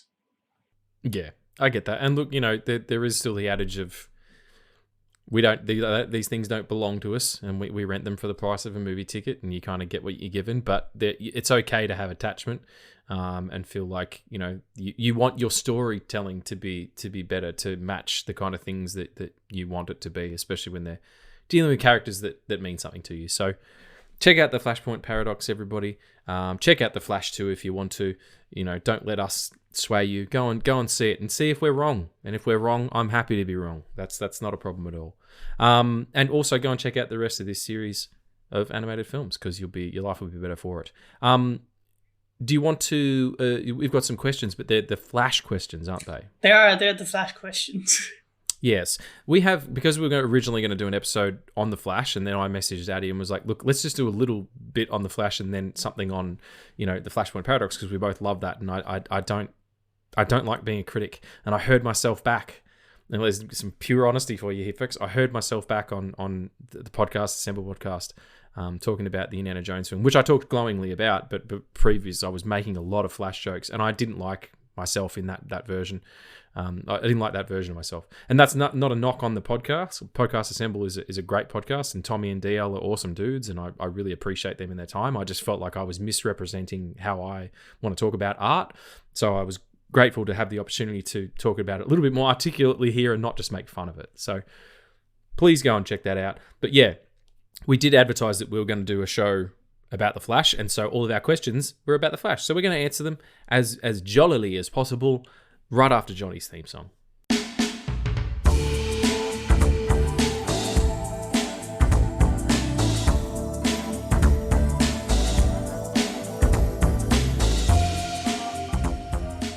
All right, so what's question Flash number 1?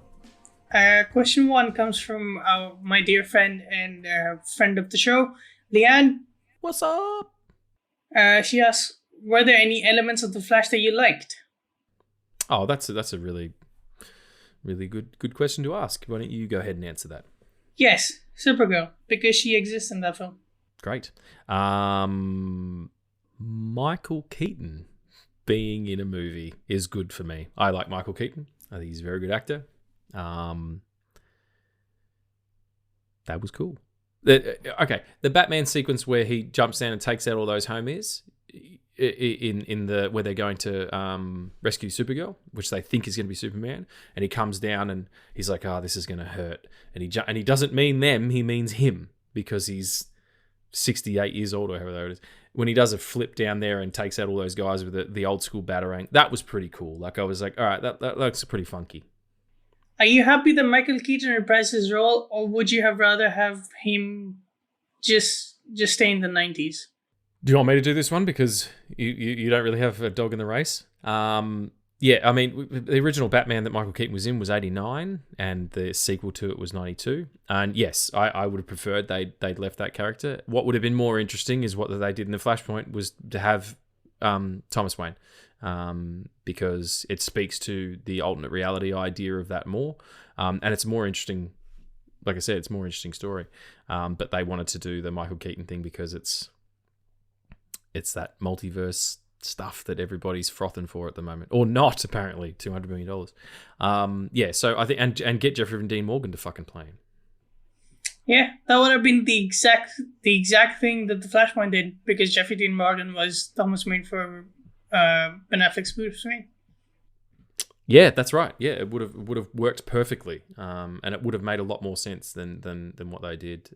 It was, again, story sense. I'm talking about story, always story. It makes sense to sell tickets and to have cool stuff happen, but it doesn't necessarily make sense for the story that you're telling. Yep. Next is, who's better, Dark Flash or CW Savitar? I don't know what CW Savitar is, I'm sorry. Yeah, I don't know either. I think that might be, maybe that's a bad guy or a bad person, a villain in the Flash TV series, but I've only seen the first season of that, and I think it was Zoom was the bad guy in that. Mm-hmm. Yeah. Yeah, sorry, we can't field that one, everybody. What do you think? Who is it? Is it salata with cheese, or is it the Dark Flash, or whatever it is? Salata is a type of savory biscuit, everyone. And that was the joke there. Hope you enjoyed it. All right. So, what if it was Dark Flash or the Reverse Flash? Who would you choose then? Reverse Flash every time. Yeah, I think that's a really interesting character, because he hates the Flash.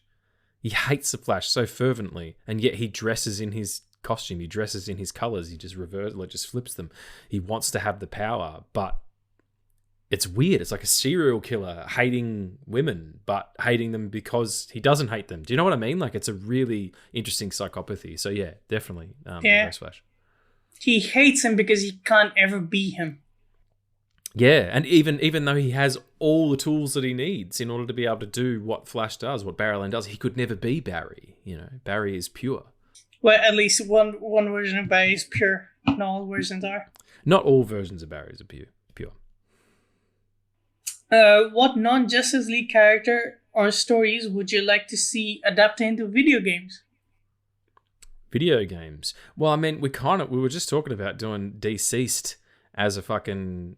Gee, that was so Australian of me. I'm tired, so my Australian accent comes out. That was a fucking. Oh, mate, talk about DC. Fucking beautiful, mate.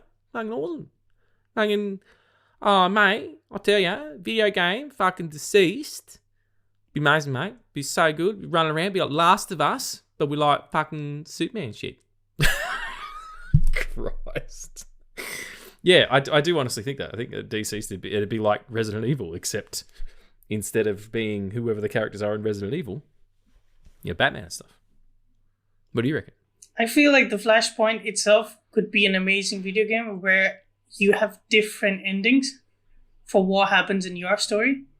Yeah, that's absolutely. Yeah, depending on the decisions that you make, sort of make it kind of like, one of those old school, thought games. Like, it's not all about running around. No, I don't know if there's ever been a Flash video game. Let us know if you know of one. But I mean, just a Flash video game would be pretty cool. Yeah. I know that there was. You know what would be fucking really good? A Green Lantern video game where you do. It's like a reverse Grand Theft Auto.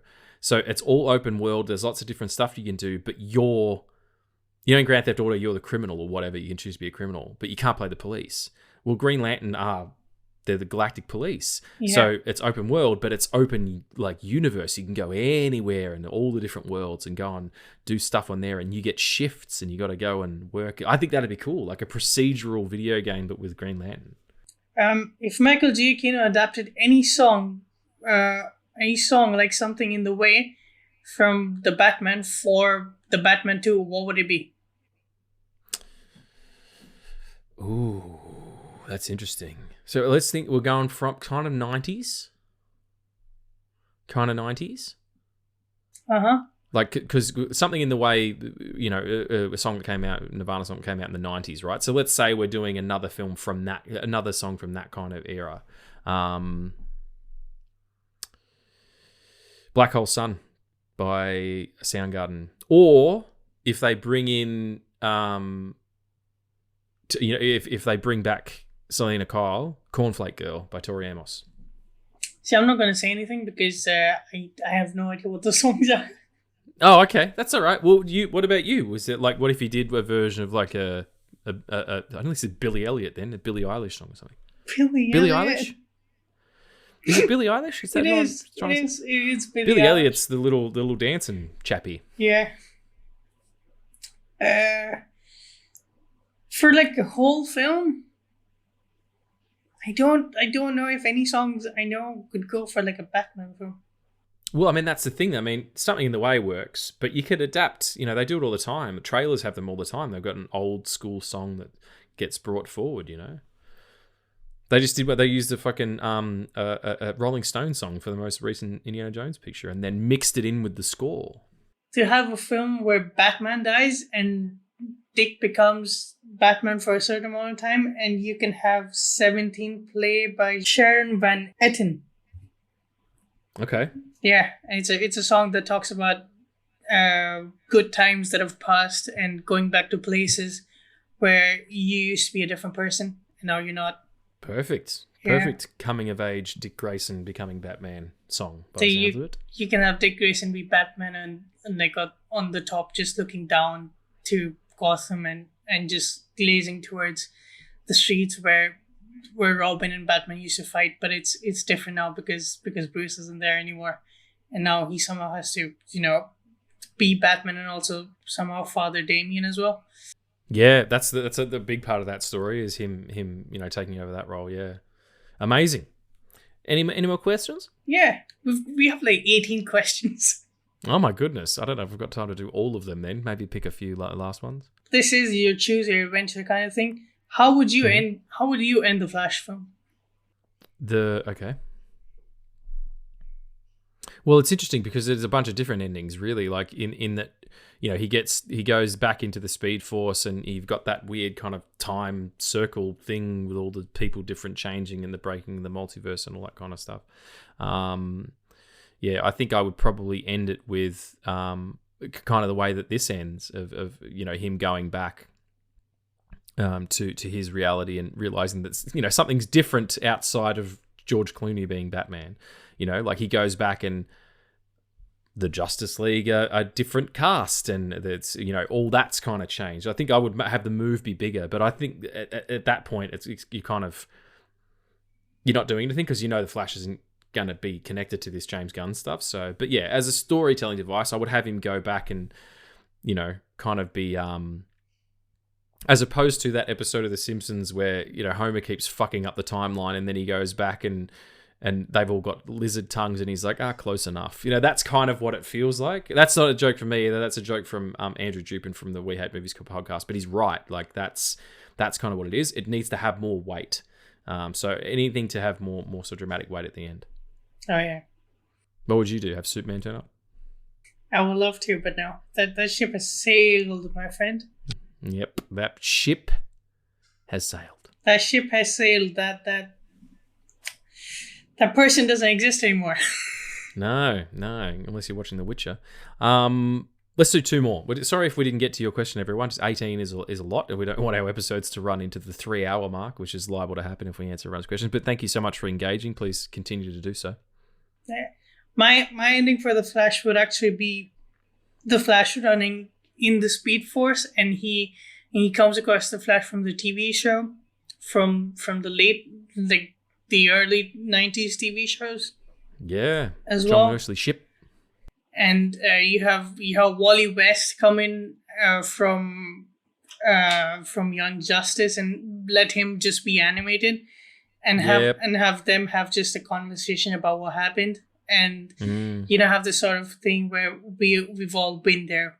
All of us have had this mistake made for us, and by the end of this conversation, like all of them are just fading by as he runs forward, and as he runs forward, he goes and stumbles upon into another Barry, and that's the Barry we meet in the DCU. Yeah, that's beautiful. Like your way, we do it your way. Very across the Spider-Verse of you, where it's kind of like the canon event thing. I think this movie's a canon event. I think the fact that the Flash hasn't done well is a canon event, and I think that is it only could have ever happened this way, and it's so that we can all move forward and get on with our fucking lives. It really fucking scares me because this on page this should fucking work. Right? It has all the elements. It has all the fucking multiversal shit that should work. And the fact that we're just 2 movies in with the multiverse concept and only the Spider-Verse films have done it well shows you something, doesn't it? Yeah, we've charted the course. I think you actually said the best thing to me was that the Flash movie, it was the third in a series of Flash movies, and we didn't see the other 2. And I think that encapsulates how quickly they want to get all this stuff out. It's like, yeah, it's not enough to like. Christopher Nolan was talking about it when he made the Batman films. They never thought about doing sequels until they signed the contracts to say, yeah, we're going to do a sequel. And he said it allowed them to be fresh each time, to go in with ideas and learn lessons and look at the story as what it was, instead of just tell the story you want to tell now, as opposed to let's set up 700 other things that may or may not take place. Flash rant. All right. Second to last. 10 years from now, DC has more money again. What alternate story would you want to see? I have a really, really fucking ambitious pitch for this.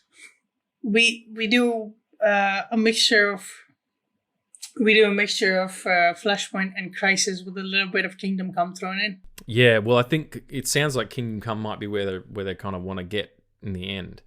How would you mix those together, though?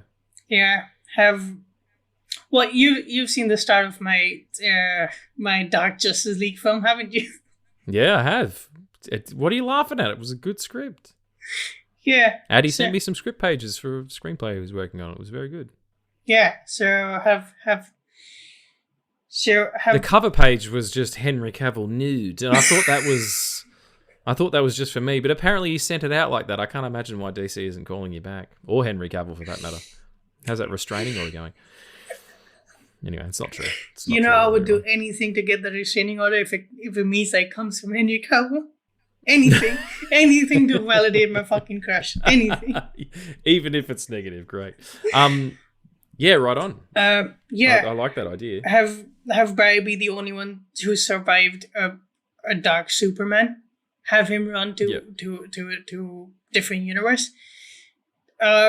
Hopefully the universe can be the CW universe where he meets up with Supergirl, their Superman, their Flash, have a good meet cute, and then have him travel to a universe where you get another Superman, and you're like, okay, we have 2 Superman, 1 Supergirl, we have the Green Arrow, we have 2 Flash, we have everything that we need, and then we go to a universe where Superman's gone dark, and we go back to when he's not dark, and it's a Superman just thrown out into space, and he's screaming because he's just lost Lois, and you see just 2 Supermen just coming towards him and having a conversation about loss and grief and moving forward and being a symbol of hope and why hope is the most important thing.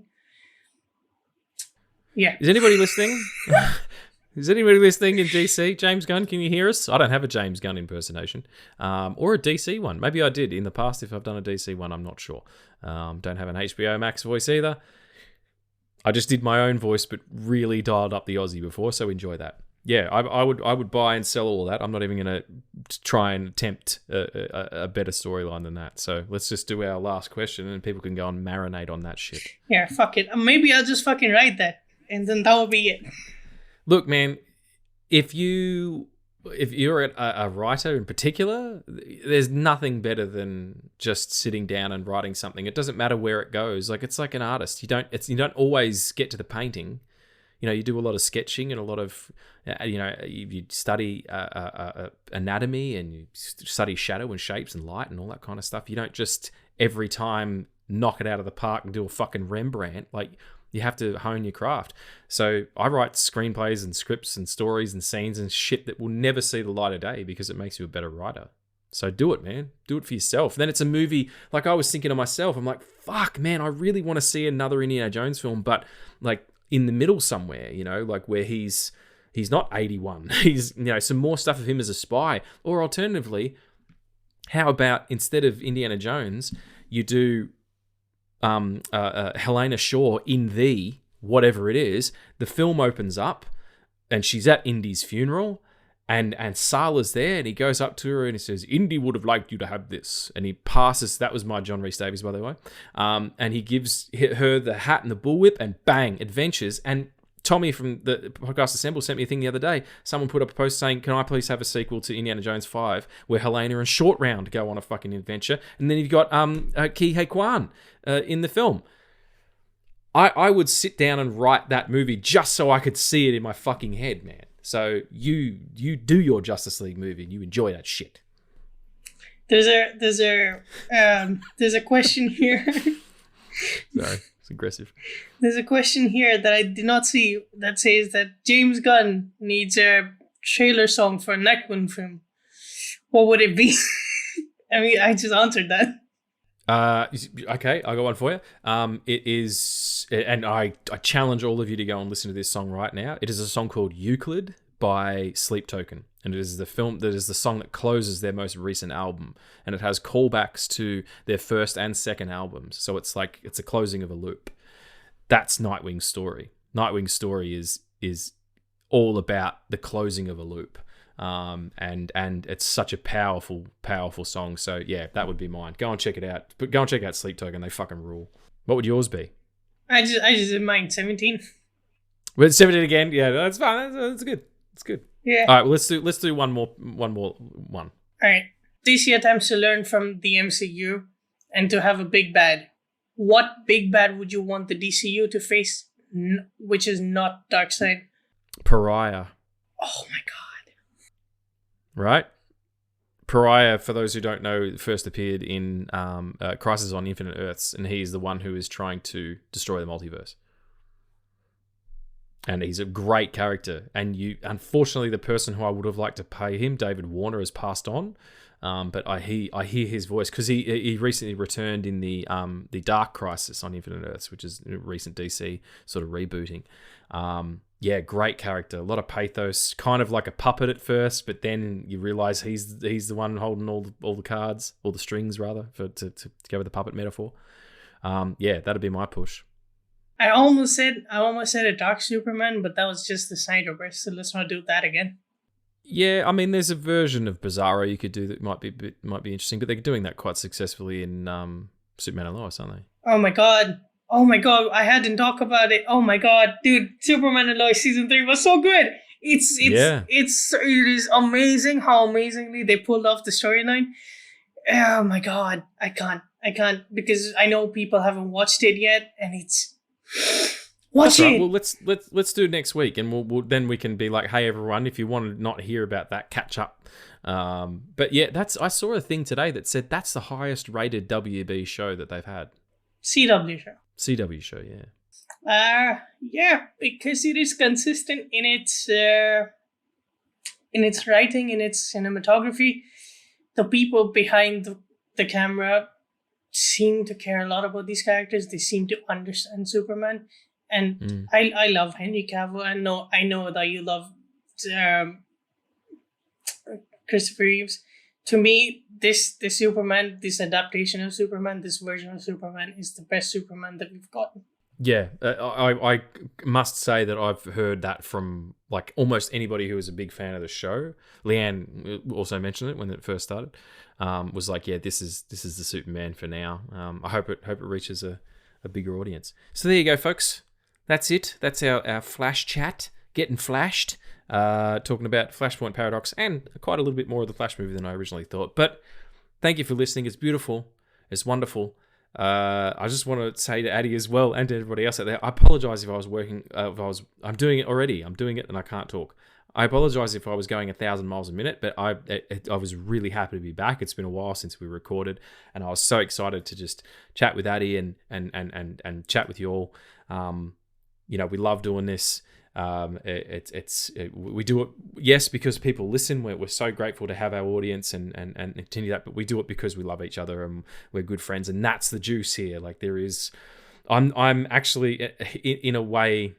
It's good that I'm saying this as a preamble to me also saying I'm no longer going to do the pitch. I'm not going to say, hey, like, subscribe, follow us on this, and we're here and here. If you know we're here, you found us, and that's amazing. And we're a lot of other places too. A Google search will do that work for you. I don't want to sell anymore. This isn't a product. It's a place of peace where you come for some respite from the crazy world and have a laugh with us. So you're beautiful. You're wonderful. Thank you so much for being here. Addie. I love you, man. I love you too, buddy. It's beautiful. What are we doing next week? Let's do Spider-Verse because let's go off on a good note with superheroes. I think that's true. Yeah, like I said, we're gonna shift gears a little bit, which is totally cool. We're excited to try some new stuff and talk about some new things. But yeah, we do need to talk about Spider-Verse because it is an exceptional picture. But for right now, thank you so much for being here. We'll see you next week, and remember, stay amazing, stay safe, and love yourself.